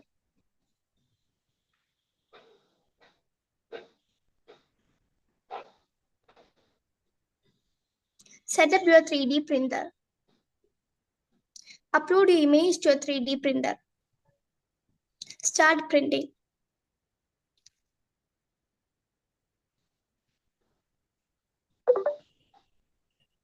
I'm really sorry to interrupt, but the time's over. It was No a nice issues. presentation, though you had some network issue. Now let's move on to the judges' feedback. Danya ma'am?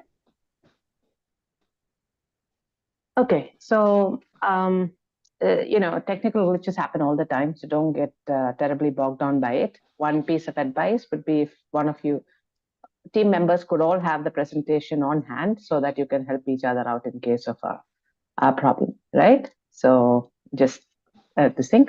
But let me ask you offhand, what do you think are the advantages of 3D printing? And have you seen it? Have you ever tried out a 3D printer anywhere, or have you seen one? Yes, ma'am. In school, we have tried that. Okay, so what are the benefits of using a 3D printer? The 3D printer requires less setup time and no special tooling is required to produce a part. Okay. Do you think it needs specific kind of materials and it needs much more bigger investment to be able to take out 3D prints? It's not something that everybody can use, right? It's a very specialized thing. It's not something we would buy in our house, no?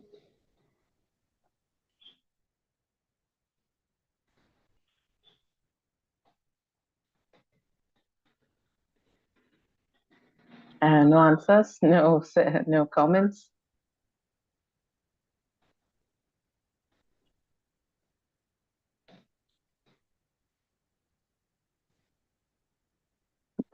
Do you think there are any challenges that using a 3D printer can cost?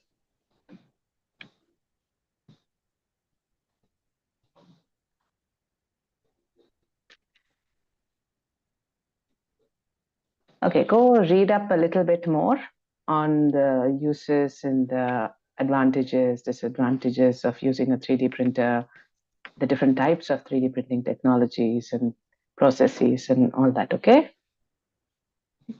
All the best. Over to you, Shailaja, ma'am. Okay. Like ma'am said, technical glitches will be there that stop you from answering. There's no right or wrong answer. We just want to hear you answer, right? We just don't want silence. So since you say you've already used a 3D printer, can we give a 2D image as an input to a 3D printer? Yes, no.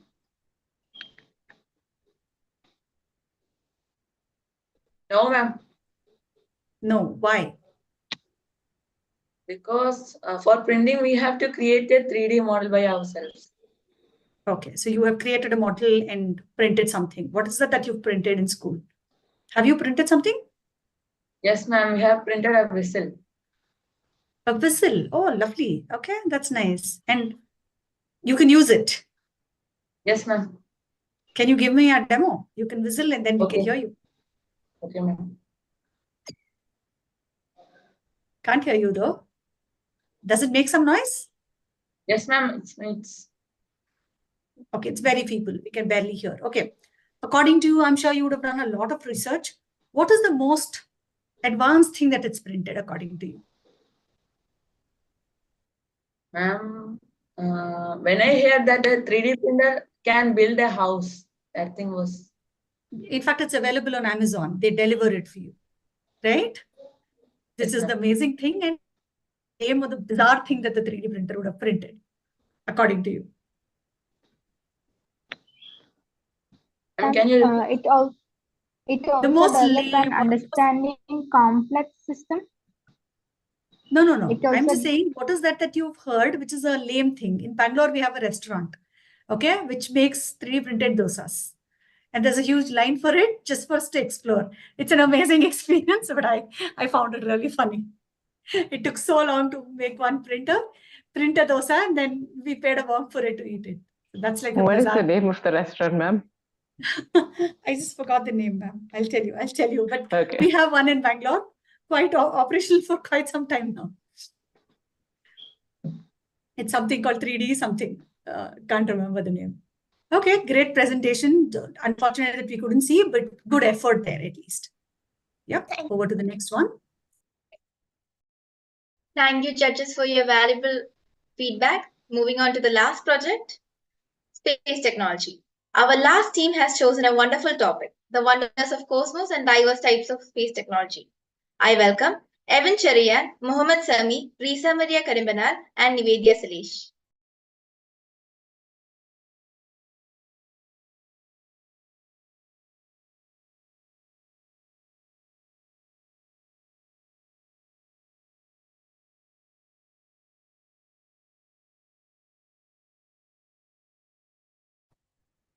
Space technology.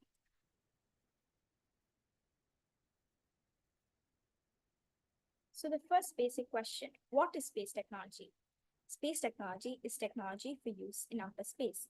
Space technology includes space vehicles such as spacecraft, satellites, space station, and orbital launch vehicles, deep space communication, in-space propulsion, and a wide variety of other technologies, including support infrastructure equipment and procedures. The technologies behind inventions like portable vacuum cleaners, blankets, invisible braces, and many more were first discovered by NASA solely for space exploration. Other technological advancements pioneered by space research include cardiac pumps, artificial limbs, the internet, and the camera sensors. There are many advantages of space technology. Overcoming the challenges of working in space has led to many technological and scientific advances that have provided benefits to society on Earth in areas including health and medicine, transportation, public safety, consumer goods, energy and environment, information technology, and industrial productivity. Space technology has numerous applications that benefit the Earth. It aids in weather forecasting, environmental monitoring, disaster management, and communication through satellites. It also advances scientific research like studying climate change and natural phenomena. While there are advantages, there are certainly some disadvantages too. First, our current technology makes it dangerous to get into space in the first place. Second, there are cost considerations to look at with space exploration. One of the main criticisms of space exploration is the cost of it. Third, as astronauts receive exposure to natural dangers while in space. Astronauts always risk of the sun's radiation, and the absence of gravity might affect their physical state. Space technology in India. Indian space program has made significant progress in its quest towards mastering critical technologies and witnessed significant milestones in space exploration. Vikram Ampala Surabhai was one of the greatest scientists of India. He is widely regarded as father of Indian space program. In fact, he was a rare combination of scientist, an inventor, industrialist, and a visionary. The National Space Agency of India is ISRO. ISRO, Indian Space Research Organization, is a space agency of India. The organization involved in science, engineering, technology to harvest the benefits of outer space for India and mankind. ISRO is a major constituent of the Department of Space. Government of India. The department executes the Indian space program primarily through various centers or units within ISRO. The Indian Space Research Organization conducted a record 7 missions in 2023, with successive including the landing of Chandrayaan-3 craft on the moon's south pole. Chandrayaan-1. Chandrayaan-1 was first lunar exploration mission launched by ISRO on October 22, 2008. It is aimed to study the moon's surface and mineral composition, with a particular focus on searching for water molecules, occupied with 11 scientific instruments. However, Chandrayaan-1 experienced a premature end to its mission due to the communication failure. The spacecraft lost contact with ground control in August 2009, just 10 months in its planned 2-year mission. The exact cause of the communication failure was later determined to be the malfunction in the spacecraft power system. Chandrayaan-2. Chandrayaan-2 is India's second mission conducted by ISRO, which was launched on the 22nd of July 2019. The main objectives for this mission were for improving our understanding of the moon, stimulating advancements in space technology, promoting global alliances, and inspiring new explorers and scientists. Unfortunately, the lander for the spacecraft crashed on the lunar surface on the 6th of September that same year, although its orbiter is still operational. That is Chandrayaan-3. Chandrayaan-3 was the third mission conducted by ISRO, in which it aims to redeem Chandrayaan-2's tragic failure by making India the fourth country to land a spacecraft on the moon, and more ambitiously, making it the first country to land it on the south side. The main objectives were for fostering scientific research, improving international collaboration, and advancing our knowledge when it came to celestial bodies. It was launched on the 14th of July 2023 and managed to land on the south side of the moon on the 23rd of August that same year. Although the rover could only survive for one lunar day, it still managed to gain so much of new information about the moon. In short, Chandrayaan-3's success will surely boost India's prestige as a real contender in space exploration. Now let's watch a short video on the launching of Chandrayaan-3.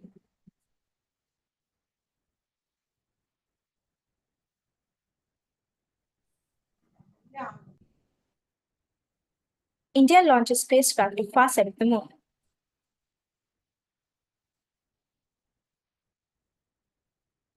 An Indian spacecraft has blazed its way to the far side of the moon, a follow-up to a failed mission nearly 4 years ago.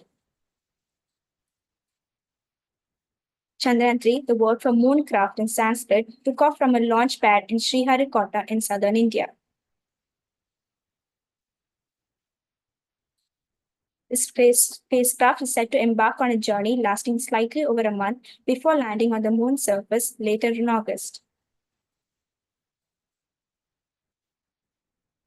A successful landing make India the fourth country after the United States, the Soviet Union, and China to achieve the feat.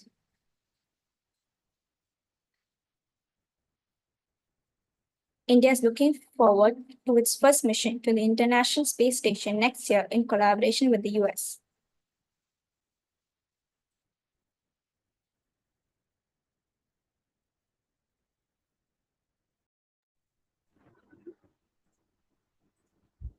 Space technologists transform our understanding of the cosmos and its application on Earth, from satellite communication to planetary exploration. Its impact is undeniable. Looking ahead, continued investment and collaboration are essential to push the boundaries of space exploration further, benefiting both scientific knowledge and practical application for society. Embracing space technology ensures a bright future, driving innovation and improving life on Earth for the coming generation. Thank you and have a nice day. That was an amazing presentation. Now let's hear from our judges. Shailaja ma'am.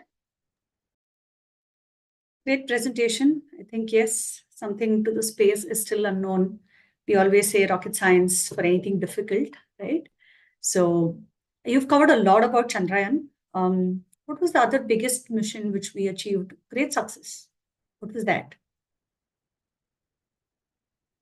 The Mangalyaan mission. Mangalyaan mission. And where did that go? To Mars. Mars. Why? Why was it so much more popular than any of the Chandrayaans? Because it's another planet. It's another planet. True. Yes. Everything else is moon, and multiple times you've tried landing on the moon and on different sites. But Mars, this was our first mission. And what was that one statement that our PM also said? Immediately after that, US also launched. But what was the huge difference between our mission versus US mission to the Mars?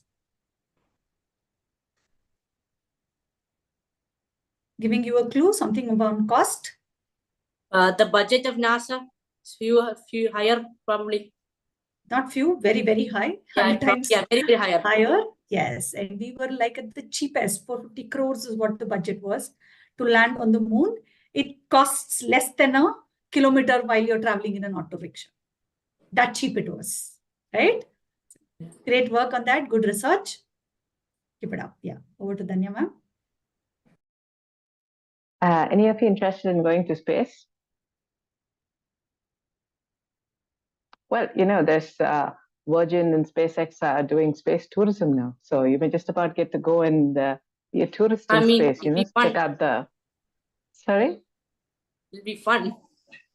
It'll be fun. It's not going to be easy, but it's going to be fun and a trip of a lifetime, right? Yes, exactly. Trip of a lifetime, indeed. But, we've spoken about manned missions and unmanned missions. Do you see India sending a robotic mission to the space sometime soon? Yeah. Yes, ma'am. You think India's geared up enough for that? Or do you think NASA will get ahead of us sooner? Ma'am, India's space technology is improving. So we can see it in the future, definitely. Okay. Any of you intend to get your hands dirty and become, part of an ISRO or a space mission sometime in the future? Is that when any of you interested in something like that? Or is it just something that you did for this competition? No, but this space technology is very interesting. It is, right? I mean, space... It's not for everyone, but it's interesting. Things we don't know, the world beyond us, right? Yeah. Absolutely fascinating. You should go and read up about all the other missions also. There's some really fantastic work happening. And all the best. It was a good presentation. And now, I don't know if your intention was only to stick to India and talk about only our missions, but there have been some really cool stuff that has happened before us also. So take a look at all of that and do some more learning, right? And who knows, maybe one of you will be part of one of those teams and make us proud. All the best. Thank you, ma'am. Thank you, ma'am. Thank you, dear judges. By that, we have come to the end of the presentations.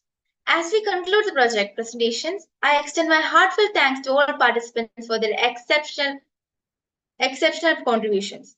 This event has been a valuable opportunity for learning, innovation, and inspiration, providing insights into various technologies and domains. The diversity of projects showcased underscores the talent and the creativity within our community.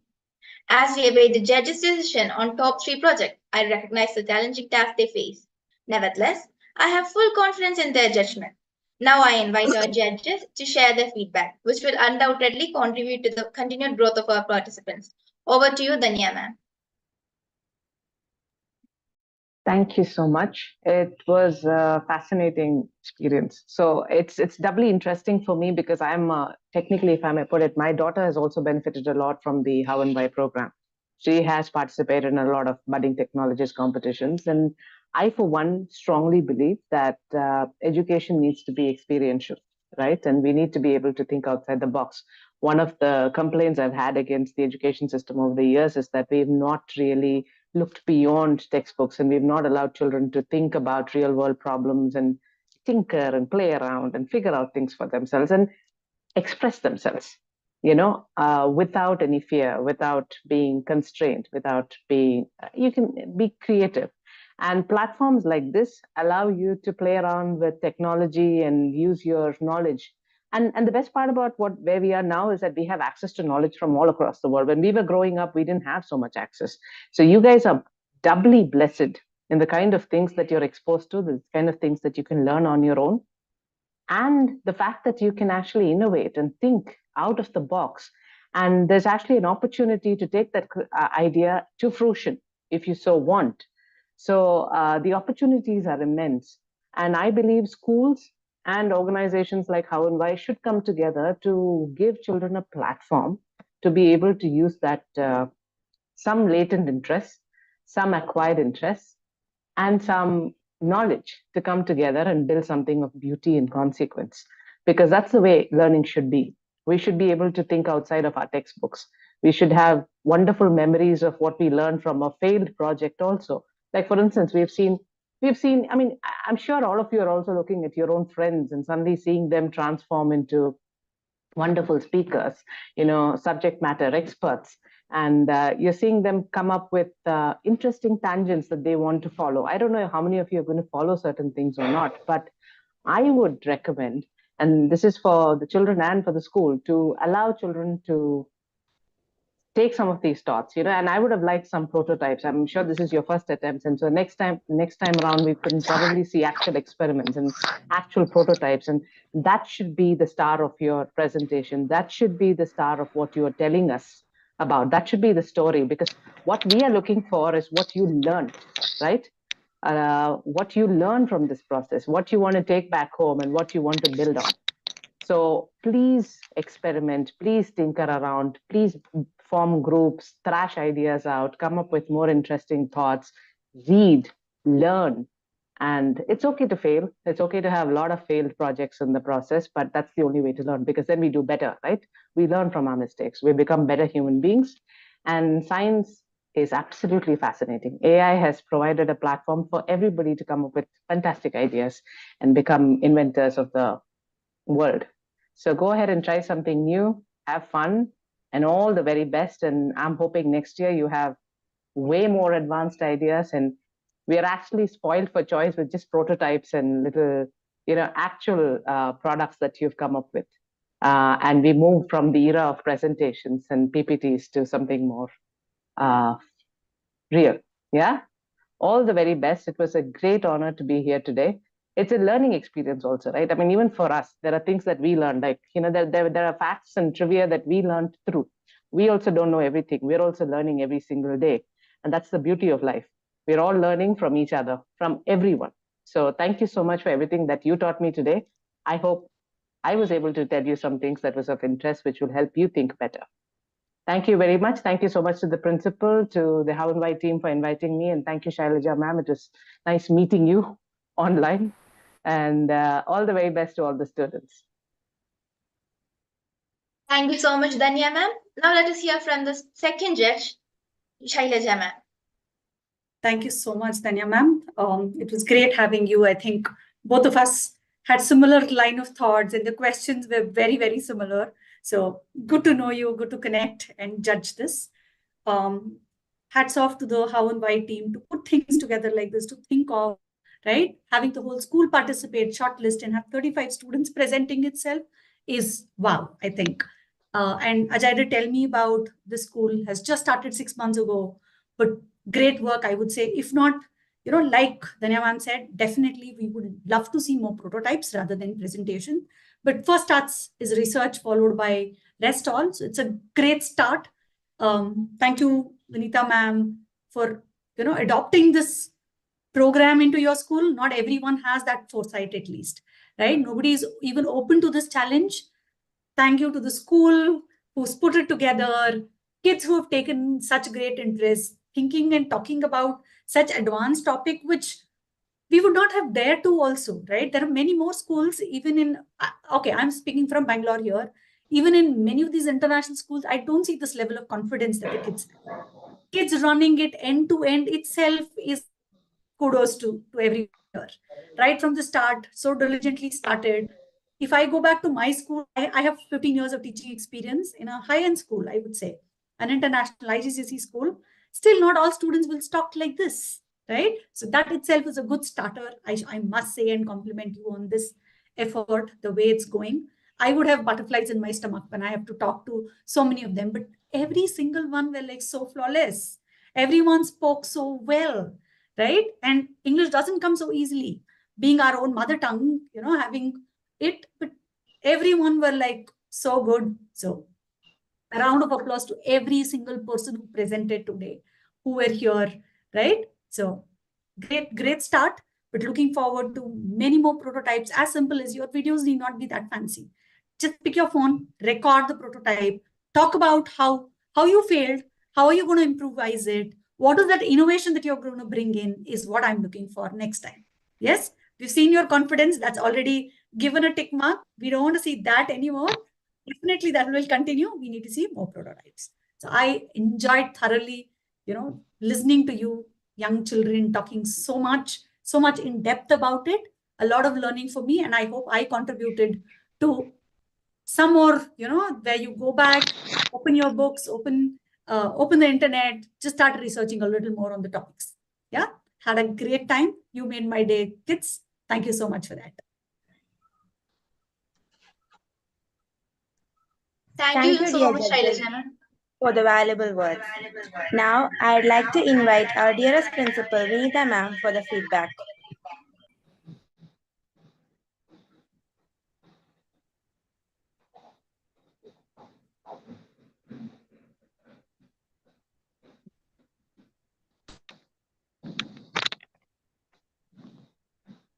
Yes. What an awesome event it was.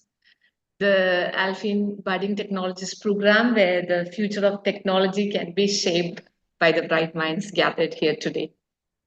One day. As the principal of the school, it is my utmost pleasure to witness the culmination of a year-long journey of exploration, creativity, and learning of our children, powered by Hownwhy Education. At Alfeen, we are deeply committed to empowering our children for the future. And we understand that we are preparing them for a world where technological advancements are constantly evolving, where the landscape of innovation is ever changing. And we also understand that when we are living in an era where people have even developed a neural link which aims to create devices that can be implanted into the human brain to enable direct communication between brain and external devices, the future holds even more surprises, challenges, and opportunities. In light of this uncertainty, we are doing our best to equip our children with the knowledge, with the skills, and the mindset necessary to navigate this rapidly evolving technological landscape. But beyond mere technical proficiency, I also emphasize the importance of human values. And in a world which is driven by technology, it is essential not to lose sight of our humanity, compassion, and empathy. Today, I would say my children tried their very first experience in researching, exploration, and presentation. I should say all these presentations show creativity, resilience, and teamwork. They managed the situations properly. The presentations they created are awesome. They have learned to face questions and how to respond positively, even during technical glitches. So, hats off to all my dear ones. My children are so blessed to have two eminent judges with them, Dr. Shailaja Jayashankar and Madam Dhanya Krishnakumar. Both of you have tried to instill that inquisitiveness into these young minds for sure. And I'm extremely thankful to both of you for finding time in your busy schedule for your involvement. And it shows how passionate you are in educating these young minds. And I thank both of you on behalf of our management as well. Being the first time, this exposure to facing the panel of judges was surely a valuable learning experience for our children. And this learning experience will definitely promote to their personal development and presentations in the future endeavors. So thank you so much to both of you. To my children, I should say your journey as budding technologist does not end here. This is just the beginning of a lifelong pursuit of learning, innovation, and growth. Embrace every challenge as an opportunity and remember that your potential is limitless. To our dearest Ajay, Joel, and Rishi of Hownwhy Education, the entire credit of grooming our children to this perfection goes to you. Your expertise and compassion gave my children the confidence to move forward and do this. Also, to my teachers, you were constantly after them, inspiring them, pushing them to take out the best in them so as to attain the perfection. To my parents, I extend my heartfelt gratitude. Even during exams, you supported us throughout this training or all the sessions which we had conducted during these days. And your involvement is definitely the cornerstone of our program's success. And as we continue this journey together, let us remain steadfast in our commitment to excellence, integrity, compassion. And I surely believe that together we can shape a future where technology serves as a force for good, enriching the lives of humanity. So once again, thank you all for all that you have done. Thank you to all my children for all the effort that you've put in. Thank you to Team Hownwhy. Thank you to all the judges and thank you to my management. Thank you so much. Thank you, dear Vinita ma'am, for your valuable and inspiring words. As we come to the end of the program, I would like to extend special thanks to the judges who gave their time for this budding technologist. Our heartfelt thanks to Sunil sir, Mary ma'am, and Vinita ma'am. Now, I'd like to thank our teachers and mentors from Hownwhy for providing this incredible opportunity to our fellow students. Dear parents, thank you for your encouragement. Last but not the least, I'd like to thank the budding technologists of Alfeen for making this program a grand success. Once again, we thank each and every one of you. Thank you so much. Signing off, Gauri. And Emlyn.